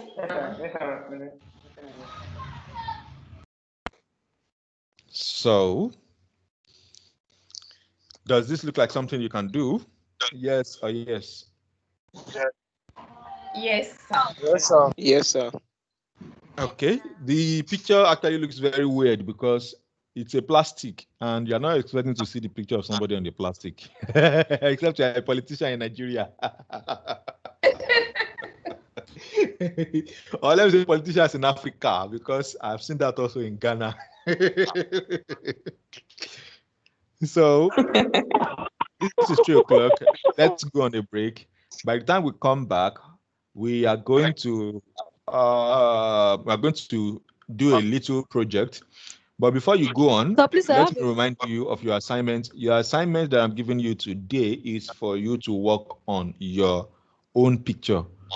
Take off the background, use a new background, add a new background, do whatever it is you want to do, but pick your own pictures and edit, and then submit that as an assignment. That's going to be your own picture. That's going to be your own assignment. So by the time we come back, I'm going to try to see how to create a design from, sorry, I said design. How to create what we did so far, how to create it from scratch and try to fit it into a frame that we can use to work. So maybe this product here, maybe we'll now make it into a full-blown product. So we'll design and we'll bring it here and then place it. So we'll do that when we come back from the break. So at this point, I wanted to go on a break for the next 5 minutes. By 3:06, 3:07, we will be back in class. Say goodbye.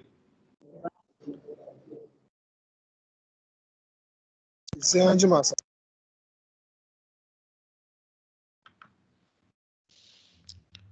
Come and pay your clean attendance if you have not. Thank you.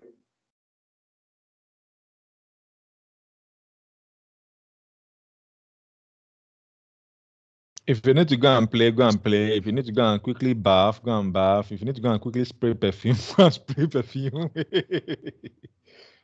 But go right now and just take a walk, drink water, enjoy. Just do something that takes you away from screen right now.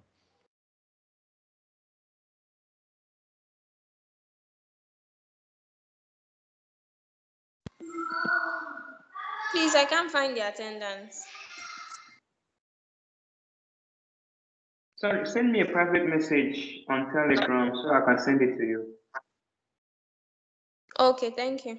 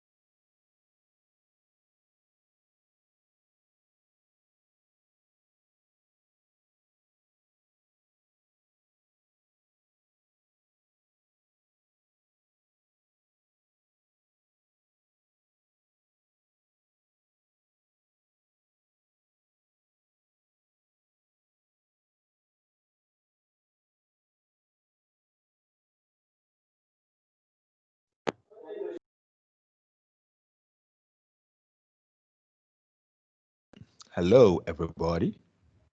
Hello, sir. Hi, sir. No, miss. So, yeah. Rex Ogundele. Your name reminds me of my friend when I was in the university. We used to call him Bright. I think Bright Ogundele or so. And I think if we are going to call him today, we'll just call him Brighto.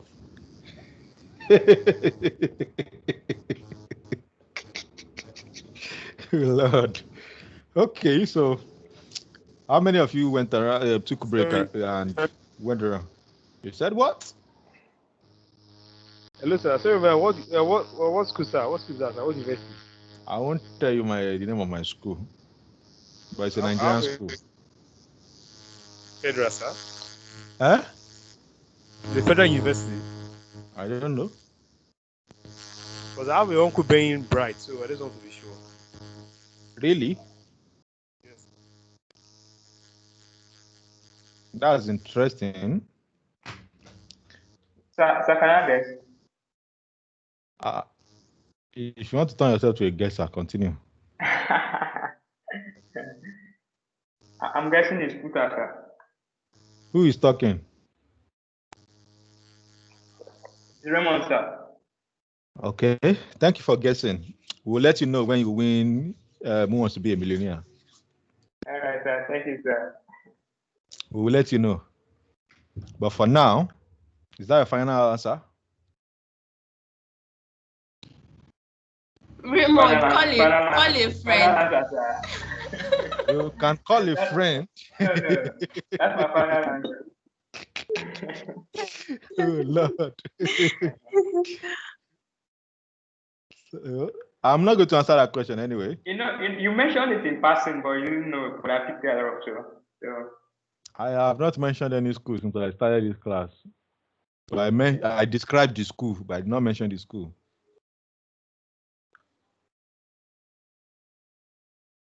But it's all right. Your answer awaits D. Hope you guys can see my screen right now. Yes, sir, we can. Yes. Oh, okay. So now let's create the image you want to put on this design, this girl's hand here. And then maybe we'll probably try and write text and try and add things to the image. So let's do that between now and 4 o'clock. Please pay attention very well, because requesting that I go back multiple times might not be helpful for the speed that we want to go, okay? So for the first thing is I want to create the size, which is going to be the new size. Is going to be a portrait, just as this bottle is. So let me click new here. And then I'm going to choose a portrait size. Now, the size, sometimes when you're working in Photoshop, the size sometimes does not matter. And just as in other places, sometimes size does not matter. But what I'm going to try to do is, I'm going to try and create the design that will now make it fit into that space that we have there.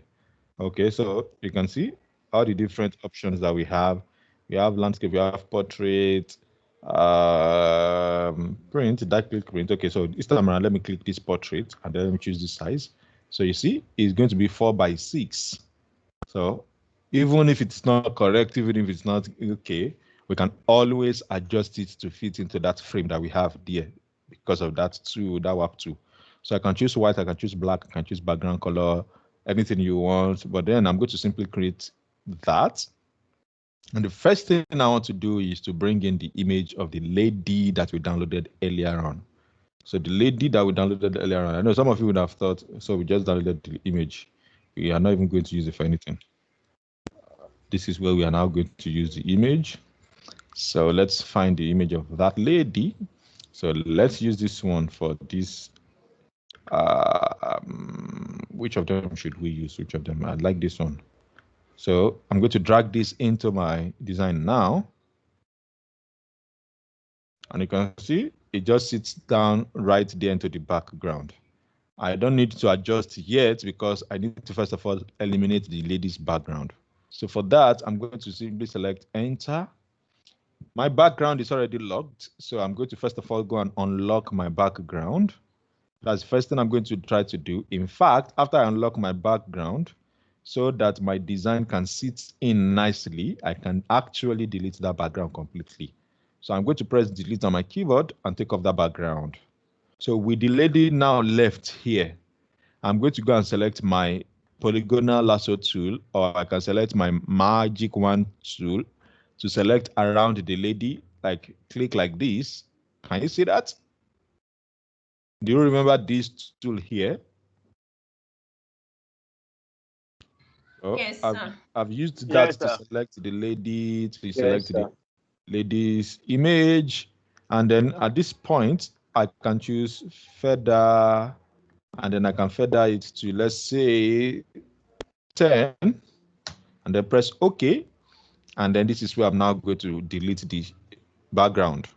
So it says, could not complete your request because the smart object is not directly editable. So I'm going to now zoom back in, click OK, and the first thing I'm going to do here is right click, rasterize my layer. Do you get that? And now I'm going to check my feather again. My feather is still 10, and then I'm going to delete. Vroom. But there's a problem. What is the problem? Who can see the problem? The The file or the picture? The whitish side by the The feather is too much. So I'm going to undo all of my selection, undo that. And that means I'll have to use polygonal lasso tool. Actually, I can use the magic wand to still.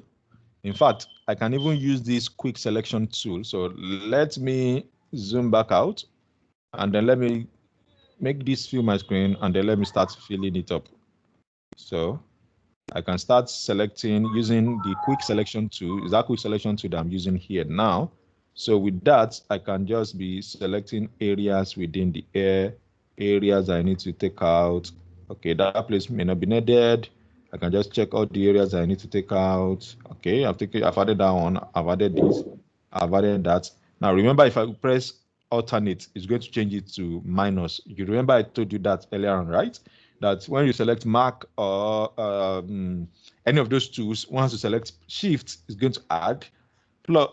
Alternate is going to minus it. You remember I told you that, right? Can you remember that clearly? No. Yes, sir. Yes, sir. Okay. Yes, sir. So at this point, I'm not holding on anything. I'm just selecting because the tool itself just wants to add and just wants to delete. So I've added that area, I've added this area, and I'm going to add this area, I'm going to add this area, I'm going to add this big area here as the part to delete.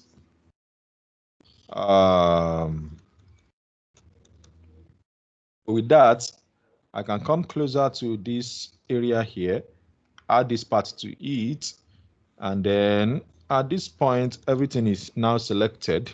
I'm going to first of all try and delete without adding feather first to see how it's going to look like. Check the eye of the lady. Yes, the eye is selected. Oh, that's true. You see, I wasn't even noticing that. So I'm now going to go close to our eyes, and then this is where I'm now going to use the minus tool here. So now I'm going to hold the minus, and then I've taken off the eyes. Can you see that? So now I'm just going to click delete. I'm not going to adjust any feather. So before I do that, let me zoom in and see whether the edges are sharp, are clear, or they are just there. Okay, so you can see from here right now that the edges are good, only that the hair is not that good, right? So the edges right now are good. So with that done, I can now choose deselect. At this point, what can I do? I'm going to take off the, actually I can leave it there. I can leave this black, I can leave it there. Now, in order to confirm that what I've just edited is clean, I'm going to add a new layer, move the lady up, pour a color into that background, layer in order to confirm that the picture actually is properly edited. So G on my keyboard, pour the paint in. The lady is supposed to be at the background. Oh, sorry. I selected the layer of the lady. Now, see the problem now. I selected the layer of the lady and poured the color. And I was now looking for... Do you get what just happened now? Yes, sir. The color is filling the lady. Yes. So I'm supposed to select the layer of the background and then pour the color. And then the lady is still not showing in the foreground. So let me drag this up, take this back down. It's still not showing, so let me delete the layer now. At this point, draw this, open up my color. Oh, I see. So let me change the color a little bit. Where's my G? Paint bucket, pour the paint bucket, then drag behind the lady. Can you see that now? Yes, sir. The picture is obstructing, the color is obstructing the lady's picture. Something probably is not correct. I think the layer where the lady is, the blend mode is in darken instead of normal. Okay, thank you for observing that. That was not supposed to have happened. It's supposed to have been normal, actually. Thank you for that. Now, you notice I didn't even pay attention to that. So with that done right now, can you see that the lady's image, the edges are very okay, everything is working fine right now. It's just the hair that is not working fine. And of course, there's some white line left behind from our tracing. So let's correct that. Okay. So in order to correct that, what do? You can simply select your lasso tool and draw. And then double click this. This line goes. That's right. For this part here, you can also do the same thing. Oh, you can even use this mark tool faster, like this rectangular mark tool. You can just use it down here to take off the parts that you don't want. So delete. Can you see that?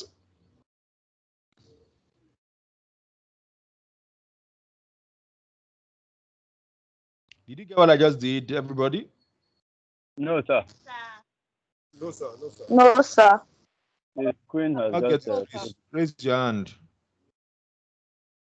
Okay, now you can drop your hands. So which part did you not get? The only female voice I heard. Which part did you not get? Where you use the rectangular tool to cut off the something. Okay. So the way I did rectangular mark tool is this.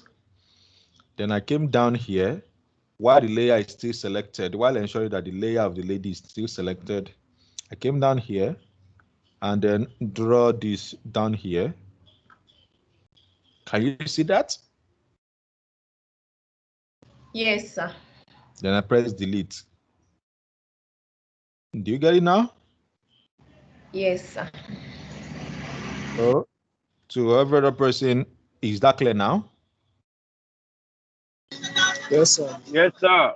Good. For the ladies' hair, let's look at what we can do to that.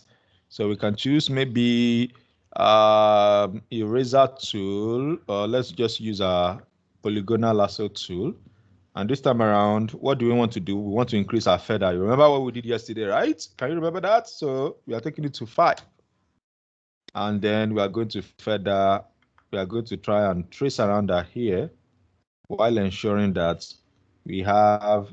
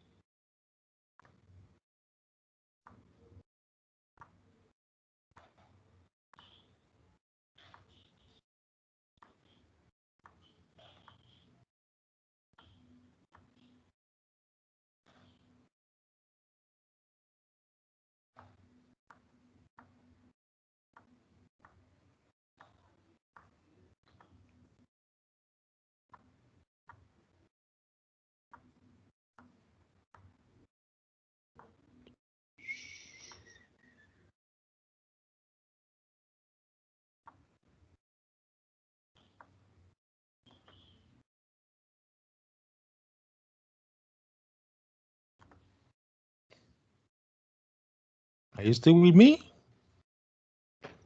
Yes, sir. Yes, sir. Yes, Remember sir. that we have already added feather. So now delete takes care of the white space around her here.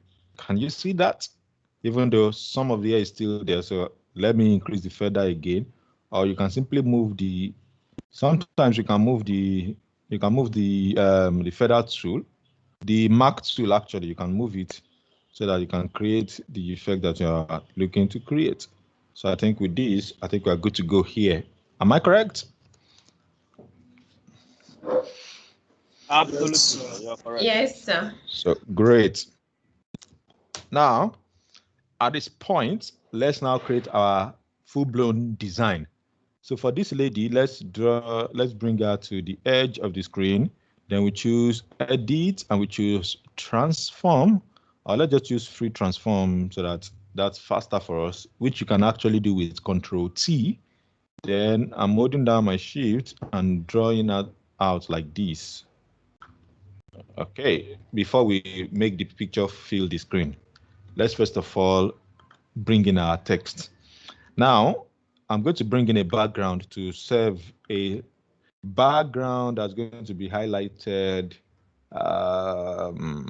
So let's look for a background here.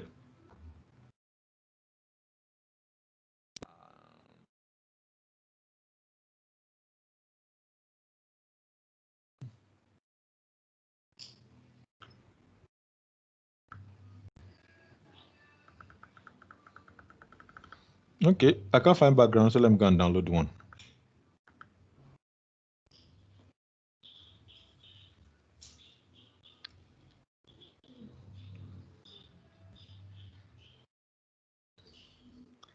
What can you see?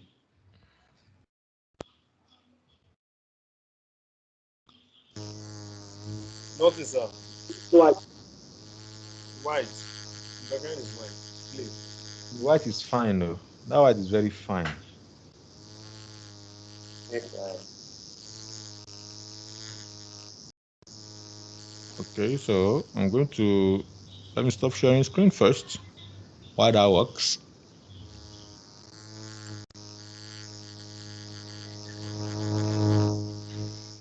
Who has that generator? Said what?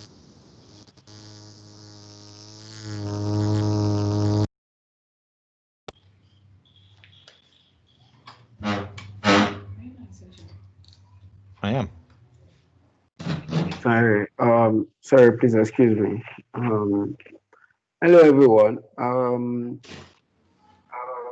Most of you received an email yesterday, but I don't know what's happening.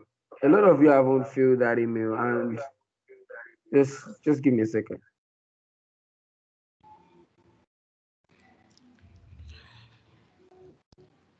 All right. So I was saying that some people did not fill that email. That's the message that they got. I don't know up to now. If I don't get response to that thing in the next 10 minutes, your slot will be given out. And after this class, by the time this class ends, nobody should meet me again about week 1 data. Please. Thank you.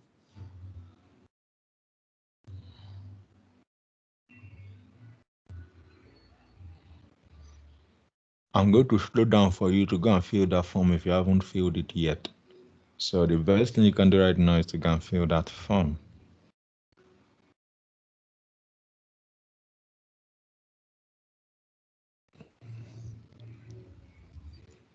So what I did is to open up Google and search for images for skincare background.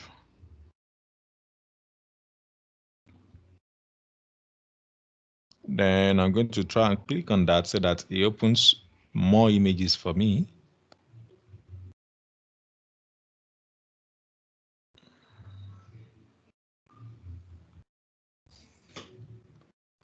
And so now I'm going to look through the different images that Google has served me. I'm going to try and look for one that I think will fit into the background of this picture here. I don't know what I am doing yet, but as I continue the design, okay, an idea has entered my head, so I think I know what I'm doing now. So I want to put a background behind this image. Now, first thing, remember that I fill this color here just to help me see the background so that I know that the background is properly edited. So let me take that off and then go to the background. So let's now look for the background I want to use for the image. I was seeing a background earlier on that I liked. Where is it right now? Can't find the background right now, but I'm going to use this one. So I'm going to use this one here. I'm going to save this image.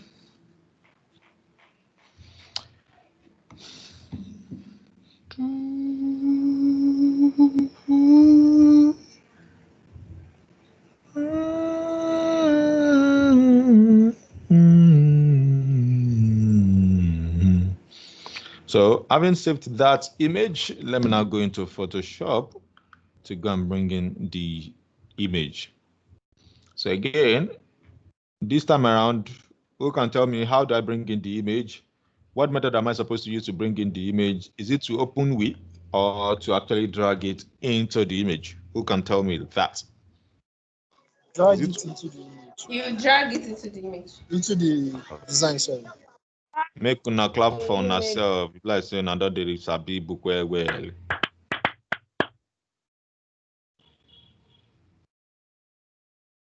So I'm going to drag this picture right into the image right now. So I'm going to drag it to the background. So having dragged it into the background, I can stretch it out to what I want to use. So you can see the picture is already looking like it's pixelated, right? So you remember what I did earlier on? What did I do that time? I simply enhanced the resolution of the image. So now I'm going to simply drag this out till it gets to this point. And then let me press enter.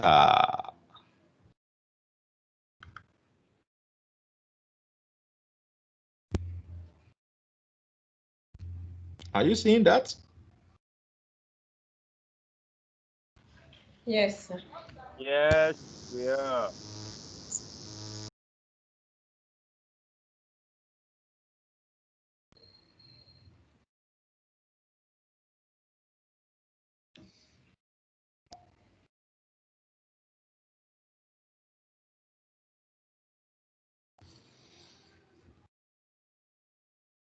Okay, so now let me now move this background behind the lady. Can you see what we have here right now? Yes, we can. Wow, so beautiful.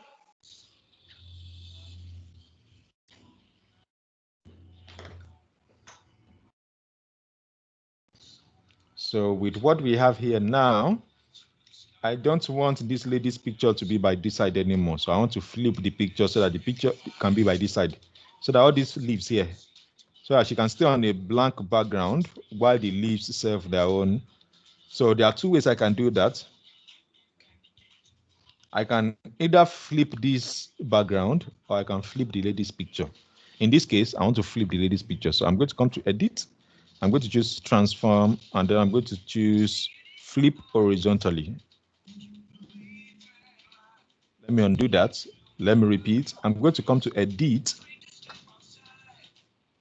which is to transform, and then I'm going to choose flip horizontally.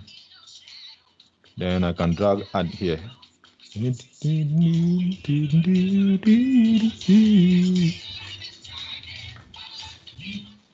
Now I can now select the lady's picture and then make her bigger, and then bring her like this. Are you getting me? Yes, sir. So at this point, let's adjust the background a little. So let's do all those magic things to the background. So image size of the background. Then we want to look at, okay, it's looking good, 300. So let me leave it alone. Let me go to, so you can also rotate the image from here as well, just as I did just now. So you can do flip canvas vertical. But I'm not going to flip canvas vertically. But let me go to adjustments. So let me choose adjustment. Let me use curves to kind of balance that lady's, the background of itself, not the lady. So just to make it sharper and bolder. I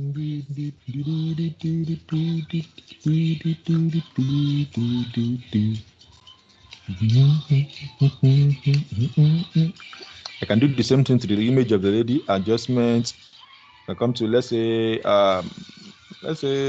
levels, and then adjust the lady's levels. Actually, to make a sharper and bolder.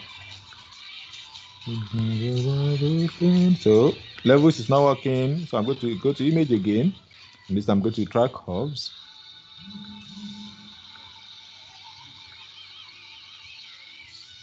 Can you see what's happening? Yes, sir.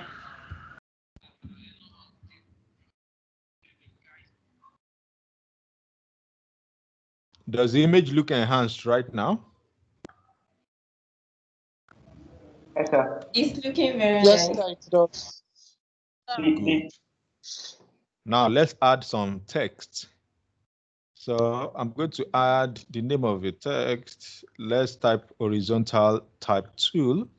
And then I'm going to call it Rebilekun Wahab. So it's going to be Rehab. Which one is rehab now? I'm doing a remix of your name now. So, okay, let's do it this way. Let's do it this way. Let's choose a different name. Remy Skincare. Okay, so let's call it Remy Skincare. Now I can select this, like okay, and then choose transform and then start increasing the size of the text. Now you can see that my Photoshop has kind of frozen right now. Can you see that?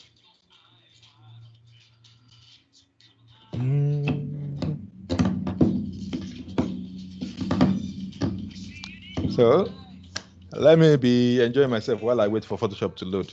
This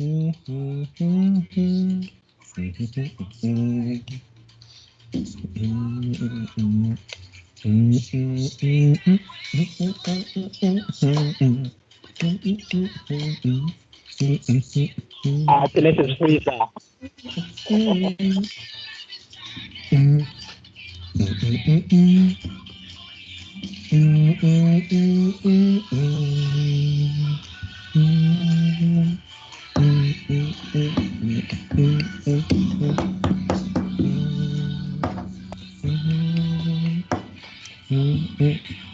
Okay, so it's done now.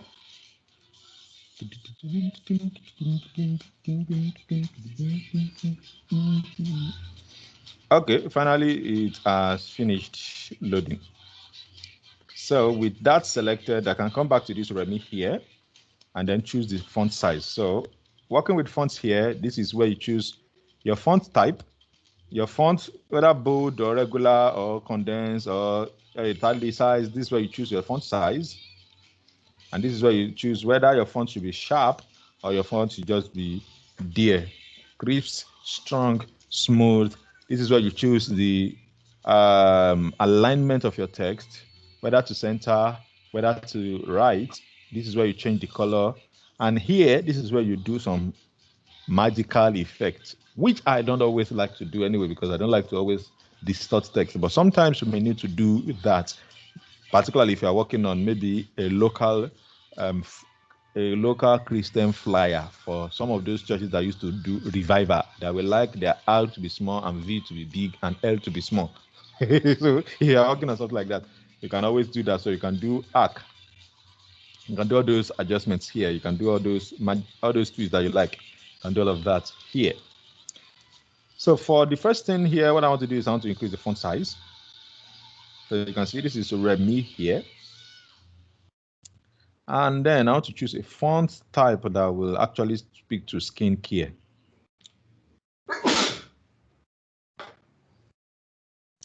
Come alive, come alive.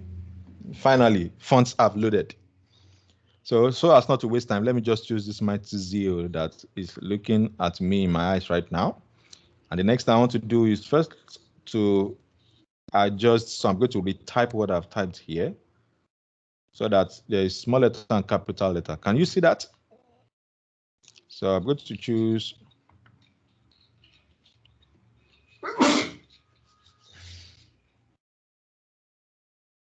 Please, you can cover your nose so that Koro will not hit you from here.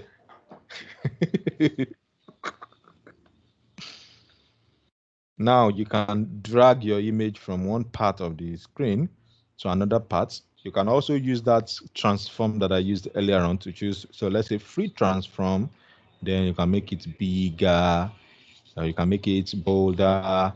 And by the way, if you make it bigger like this, while it looks off, one of the things you can do is you can simply just move your layer up such that, now I want you to pay attention to this place.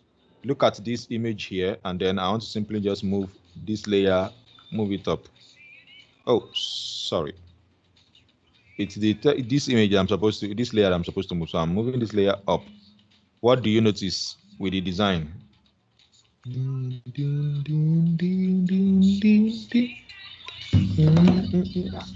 Remy is at the back of lady is the now in image.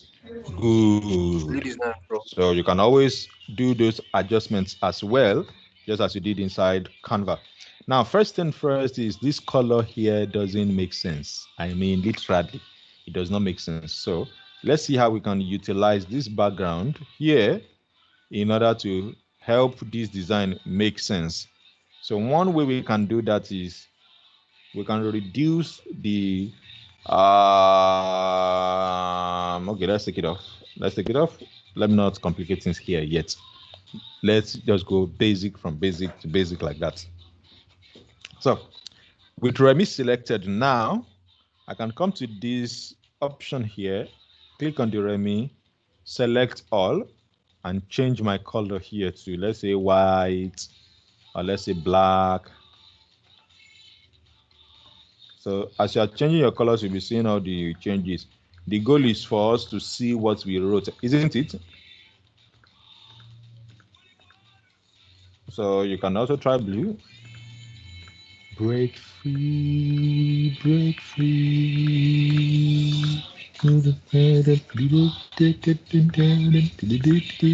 Eyes wide open.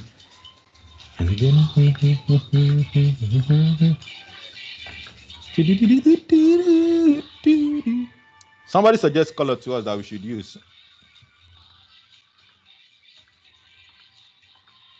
Somebody suggest color to us based on color theory and color principles. Somebody suggest color to us that we should use.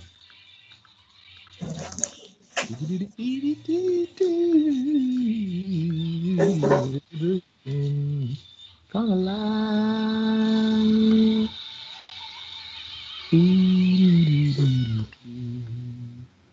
So nobody can suggest color now. All of you now they fear.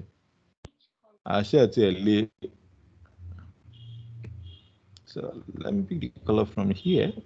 I'm just okay. So that's my own font. And then this Remy is still not looking very good in my eyes, actually.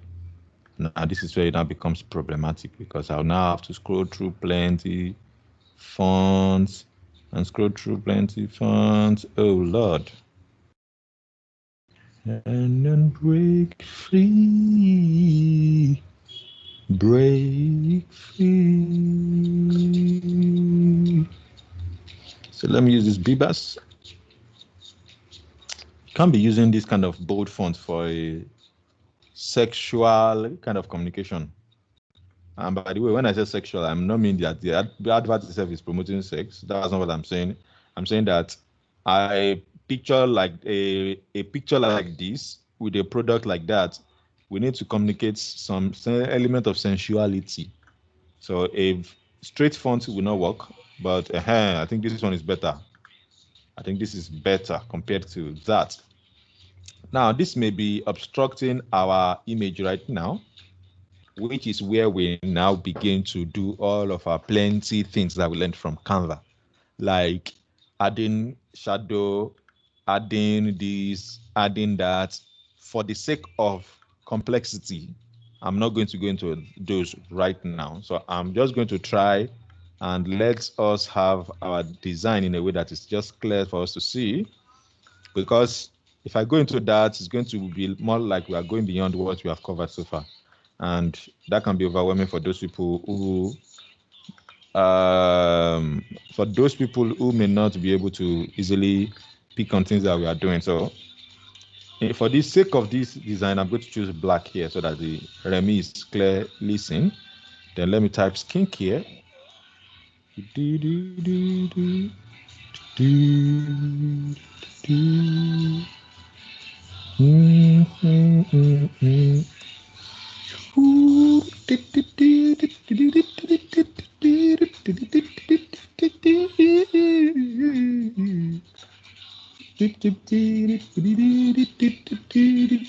I can even change the font for these to, let's say, the bibas that I used earlier on. So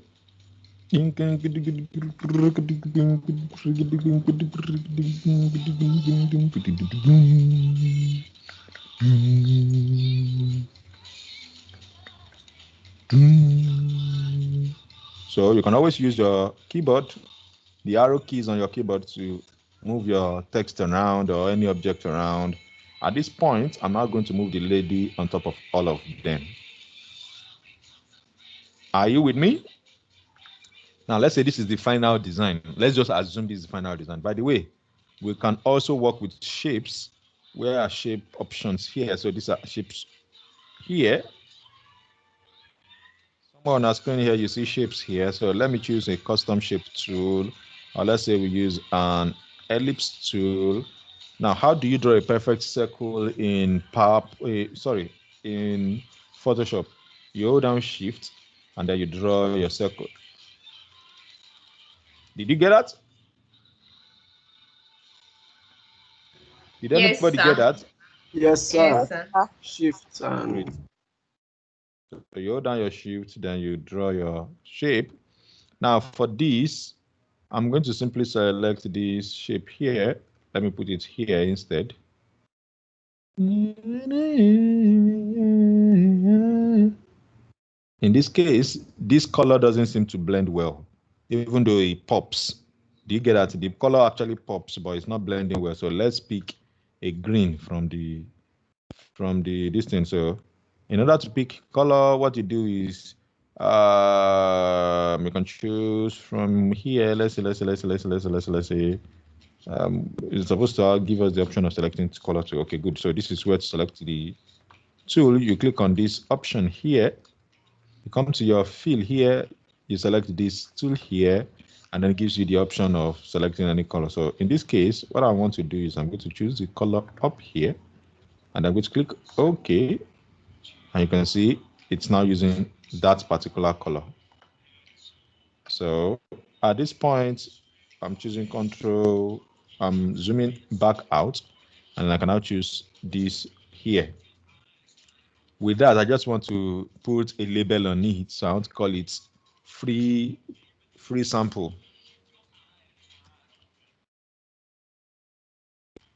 So let's make this way. Let's now work with these adjustments here. And then for this, I want to make it white. And then I want to now move it onto the space that I've created here. Now, can you see what I've done here? I'm going to choose the tool, the text tool again. I'm going to select this here. Selecting this, you can go up here and then you can do some adjustments like line height, character height, all these ones. You can make all those ones happen here. Do you get what I just did now? So let me take that back in. With the text selected, you come up here where you have this toggle the character and paragraph panels. You simply hit that, then it pops up the option for you to adjust. This is where you adjust the size of the text. So if I move it this way, can you see the size is increasing, right? Yes, sir. Did you get that just now? Yeah. Did you get that just now? Yes, it is, sir. Yes, sir. Okay, good. Then this is where you adjust your line height. So you can bring them closer. Can you see what's happening? You are widening that gap. You are making it so you can always adjust that as well. For the space between the line, this is where you have the horizontal scale. This is where you are widening that. So you can also widen your text this way. So I'm going to undo that. Now for kerning and for this distance between the two lines, this is where you can adjust that. This allows you to do this way. Can you see that? You can always bring that. This VA matrix allows you to do between. Yeah, now continue. Okay. I think it should be auto here. I think it should be auto here. Okay, good. So this is where you adjust that here. So you can always create your distance between your text. Are you with me? Yes, sir. We are with you, sir. Yes, sir. We're here, sir. Yes, sir. So with that done, I can select my tool here. I can select OK here, and I can come to rotate, and then I want to rotate that option. So I want to rotate it like this. To rotate it like this, and then you know to put it right there.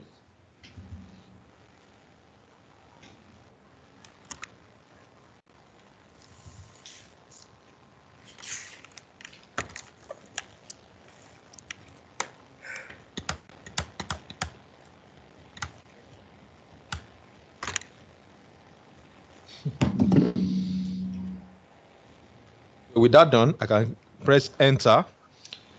This how do I add shadow, how do I add all of that? We'll go into those ones later on. Okay, now at this point, let's say this is the final design that we want to create, right? Are you all with me?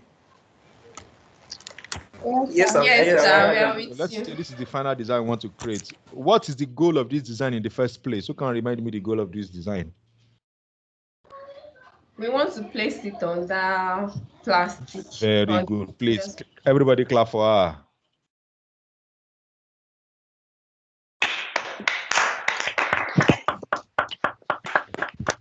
With that being our goal, how do we then carry everything we've done here? How do we then carry them to that image here?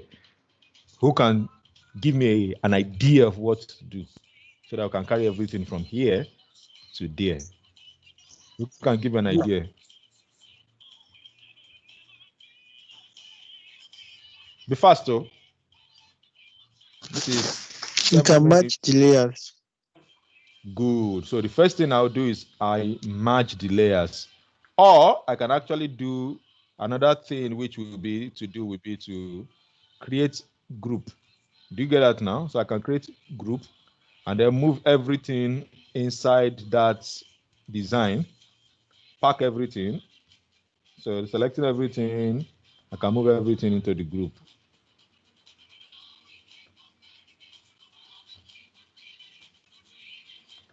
So now I can select just the group, right? This is what I just did now. And then I can now take the group, bring it to this design here. What happened just now?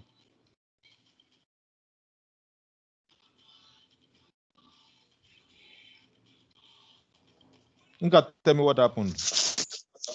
It turned the design to landscape. Huh? It turned the design to landscape. Why did that happen?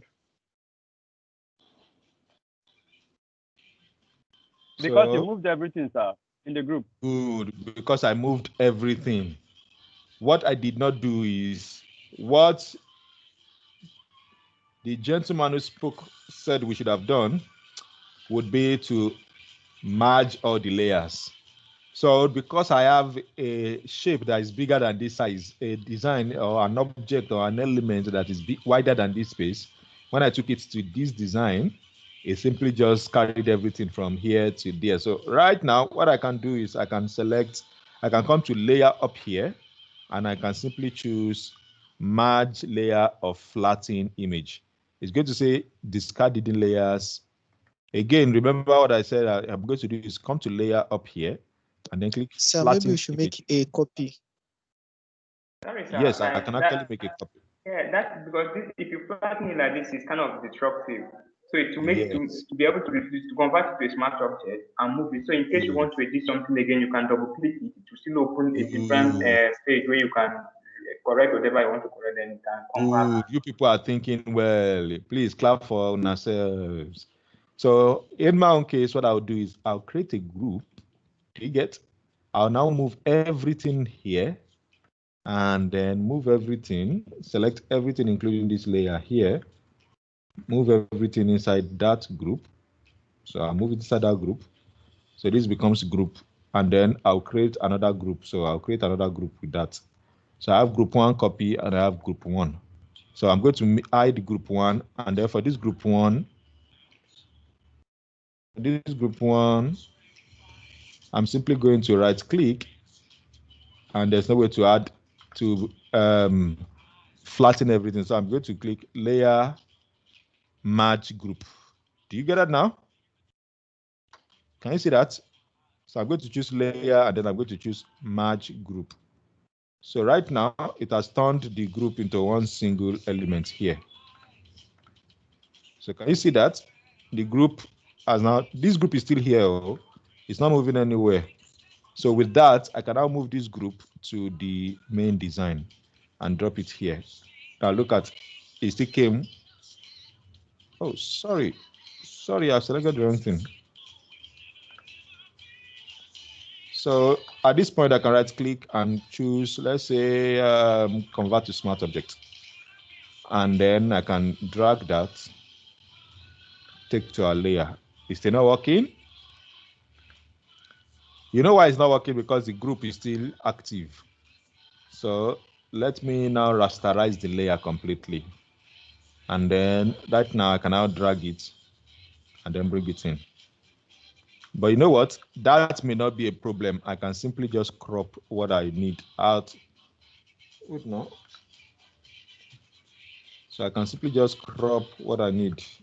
Nope. Nope. Undo. Undo. Now come back. Undo. So in this case now, so let's look at it again. Let's choose. Hello, sir. Yes, please.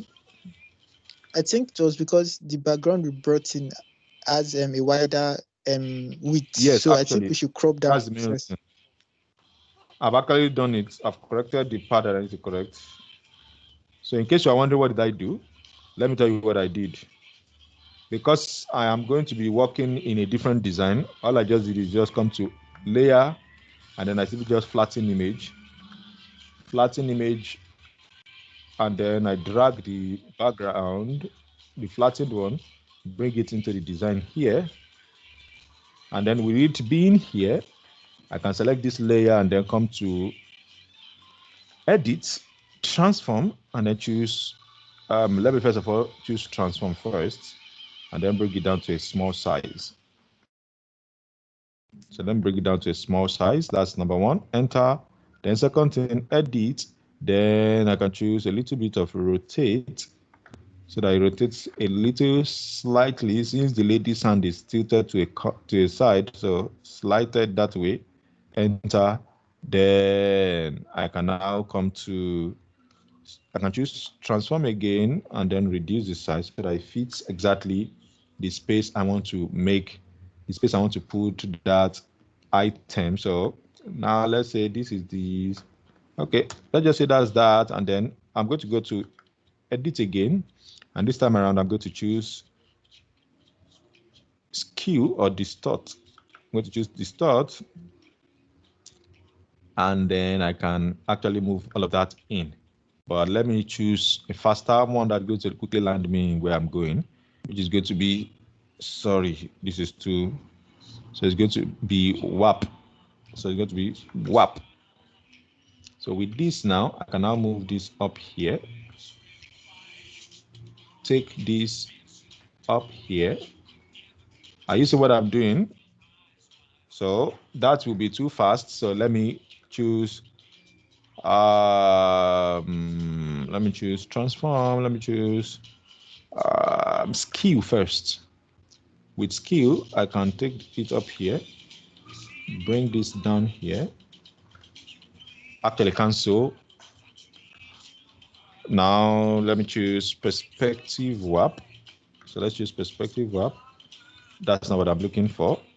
So let's choose puppet warp. That's not what I'm looking for. That's going to be too detailed. So let me right click again. Let me go to transform and then let me choose distort. Transcuter. It's not, is that what? I think we should try skill, sir. Then we should later warp it. Okay, let's try skew. Even though skew is not fitting in exactly, that's the reason why I took it out. But again, you remember I told you earlier on that as you are working in Photoshop, sometimes you have to, because of what you are looking for, you have to try certain things before you can actually find exactly what you are trying to do. So with this here, let's press enter. But it's not fitting in very well. So I'm going to go back to edit, and this time around I'm going to choose warp. So I'm going to choose the regular warp. And then this is where I'm now going to try and make those edges fit in. So this is what, okay, so let me undo that. Let me undo the last thing I did. Let me just choose warp straight. Let me just choose warp straight first. So let me just choose warp straight, free transform, then warp. Then let me just lay it into the design straight. So it's 1 here. This is 2 here. This is 3 here. This is 4 here.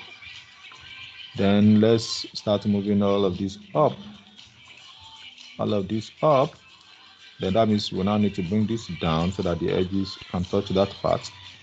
Then we now need to bring this side down. And then also bring this side down. And then let's say this is the edge that we are trying to work on. So now I'm still seeing the white edges of that. So with this needs to move in, and this also needs to move in a bit, and then this needs to move in a little bit more, and this also moves in a little bit more. So let me press enter, and then let's take it back out. So everybody look at what we have just done. Does it look good? Yes, sir. Yes, sir. Very good. So everybody clap for yourself. This is Yes, sir. how to Sleek use and Photoshop good. to make some magic happen. You said what?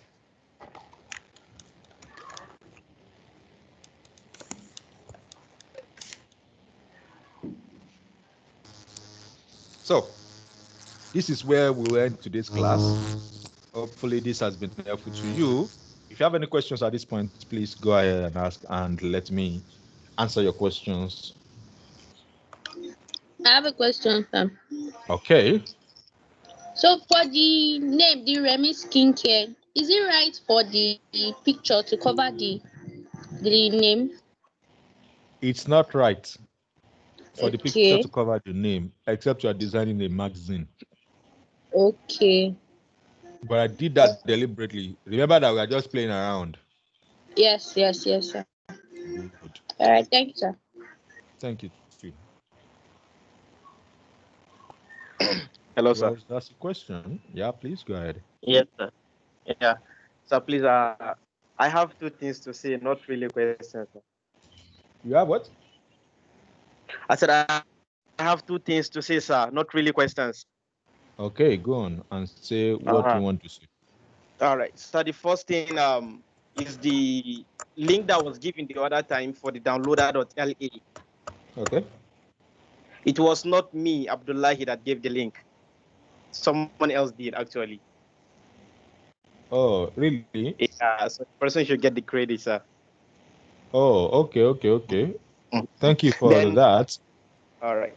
So then the second thing is I actually wanted to advise us the students in the class. And I pray that it should be helpful, really. That whenever the instructor, that's Mr. Dayo, is trying to pass us an information, even if we have something contrary to what he's doing, I suggest that at the moment we actually hold it until when he gives us the chance to say something. Then maybe perhaps at the end of the class, or when he gave us this chance, then we say it out.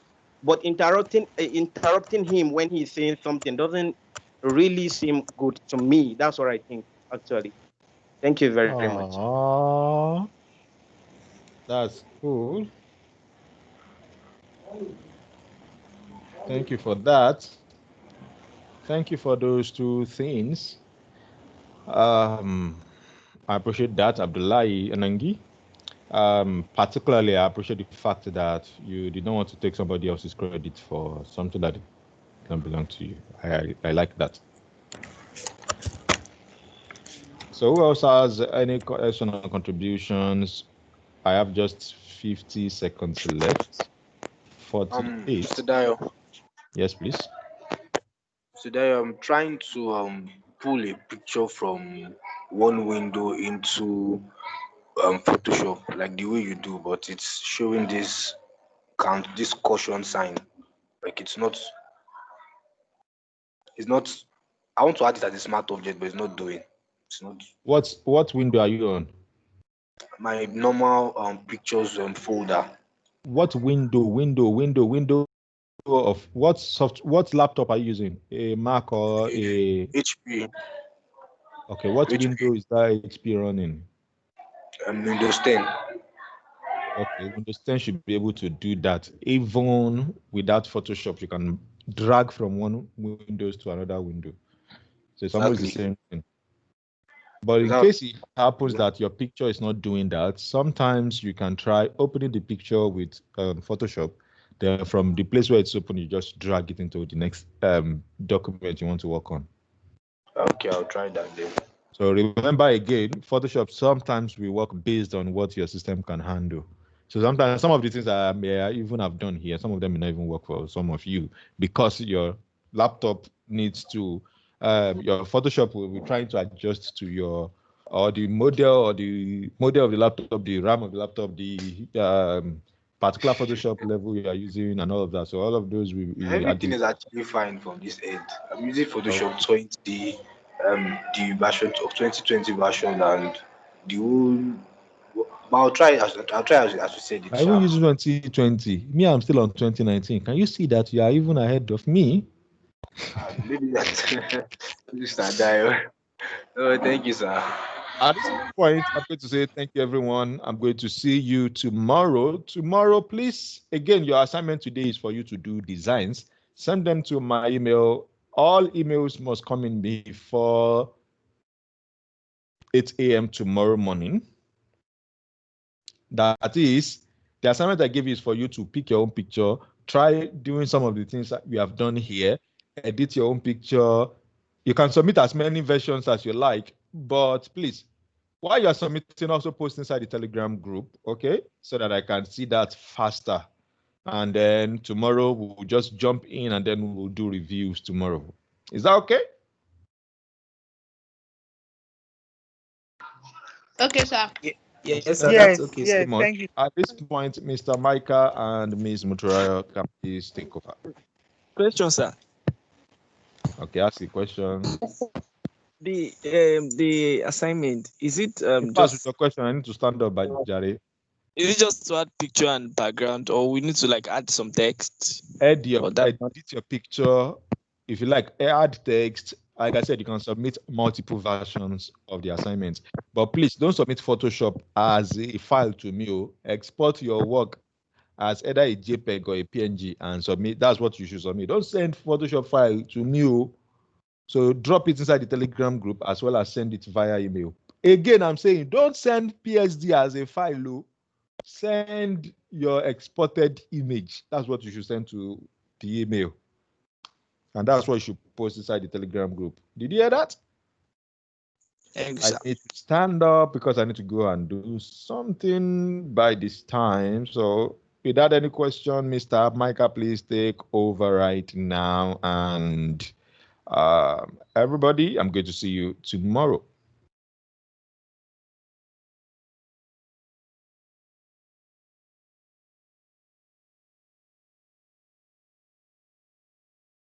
All right, everyone. Thank you, Mr. Dyer, for today's class. All right. So if you've not sent in your detail, if you've not filled the form, I told you the form is going to close. So if you've not filled it, just fill it quickly. All right. Thank you, everyone. See you guys tomorrow. Hello, sir. I have a question, sir. Please go ahead. Sir, I saw an email. Someone was requesting to edit my form that I've sent. I don't know where that is coming from. Come again. I don't get that. I didn't get